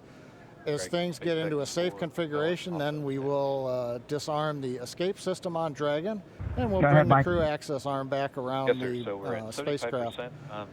So right now, we got down to just inside 17 minutes. The hardware was working very well on both Dragon and spacecraft. We had the fuel loading going on. We had liquid oxygen loading going on, everything but the second stage. And the weather just needed a little bit more time to clear the conditions. We didn't have that time because we had an instantaneous window. And so with that, SpaceX launch director had to call upon the input from weather. Dragon, copies had to all call about 30 a minutes. scrub Thank for you, the bye. day per the safety rules that we have for this flight. So right now the team is undergoing the post-scrub operations on both Dragon as well as Falcon 9, working with the range. No issues being reported right now as we start to go through that sequence. Everything looks good. And Dan, we had a good webcast going here until the very end. So, we'll look at it as now we've had another great dry rehearsal. Last Saturday we did a dry one, I should say, and today we've done a wet dress rehearsal. But sorry, we just couldn't get there, Dan. Yeah, thanks, John I. And obviously, we can't control the weather. We came right down to the wire there, hoping we could just squeeze in between those cloud systems to get a launch today, but it wasn't to be. But it doesn't mean we're done. We're going to have another attempt coming up in just 3 days, so we're going to be doing this all over again, essentially, on Saturday, on the 30th, and that launch attempt is going to be coming at 3:22 p.m. Eastern Time, so a little bit earlier in the day. It's going to look largely the same to everything that we saw today, with the crew waking up, going through suit up, making their way to the pad. So we're going to feel a lot of deja vu, I think, on Saturday. Yep. But still exciting. Safety is always first, so if weather was not there for us today, hopefully Saturday it will be there for us and we will have a safe launch on Saturday. Yeah, the initial weather report still had us at about, I think, a 40% possibility of violation. So weather a little bit better, but we're still going to be kind of rolling the dice. It is Florida in the spring and summer, so storms are always a possibility. Mm-hmm. One of the good things, though, the vehicle appeared to be in great health throughout the day, both Dragon and Falcon 9, so we didn't have to scrub for any technical issue. We're going to continue and follow along with Bob and Doug until they're out of that capsule, as again, they had started loading fuel onto the Falcon 9 rocket, so they'll have to wait until all that fuel comes off. They'll disarm the launch escape system, which still stays armed because they're still sitting on a partially loaded rocket. And then once they're able to disarm that launch escape system, the crew arm will swing back out. They'll make their way once again back the way they came, and then it'll be back to crew quarters for Bob and Doug for a few more days.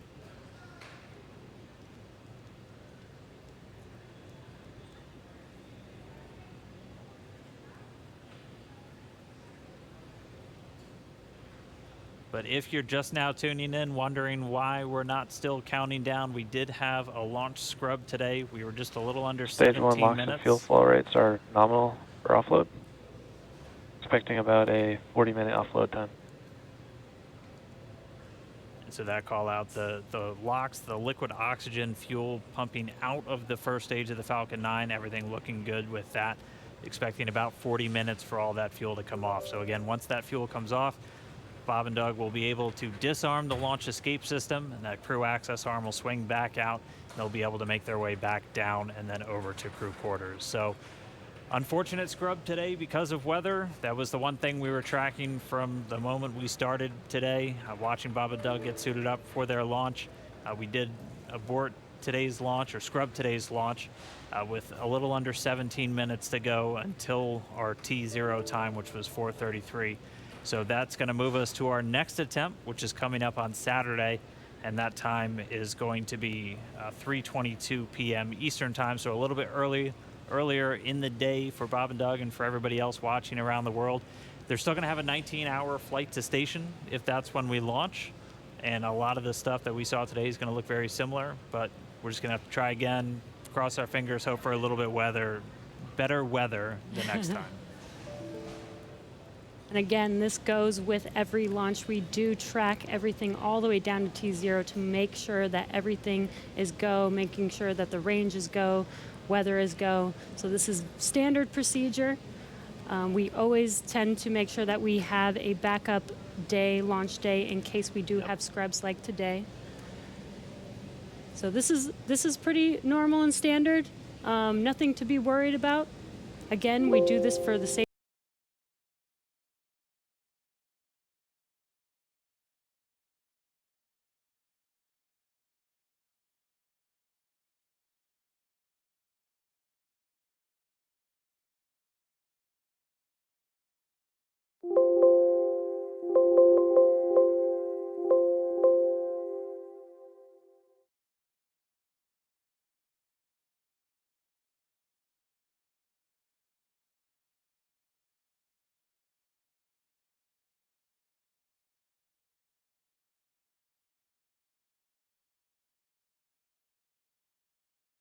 The crew access arm will swing back out and link up with Dragon, and they'll make their way off and then down the tower at the pad. But if you're just now tuning in,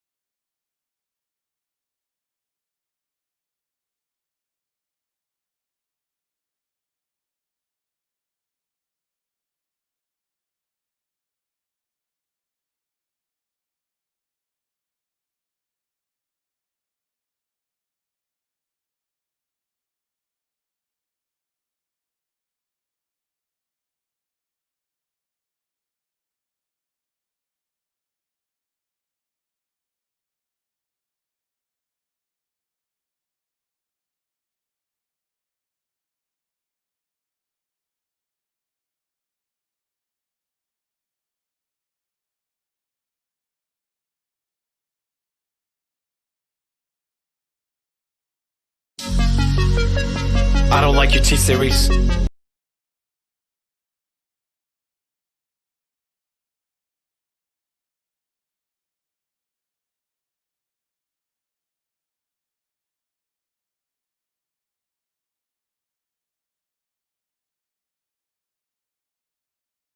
You India, you lose, so best think you haven't won. When I'm through with you, we're gonna be completely fucking done. Cause we only just begun.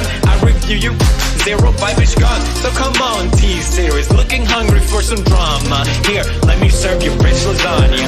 Bitch, lasagna, bitch, lasagna. T-Series ain't nothing but a bitch, lasagna. Bitch, lasagna, bitch, lasagna. Look at T-Series, they just crying for the mama. You bitch, lasagna.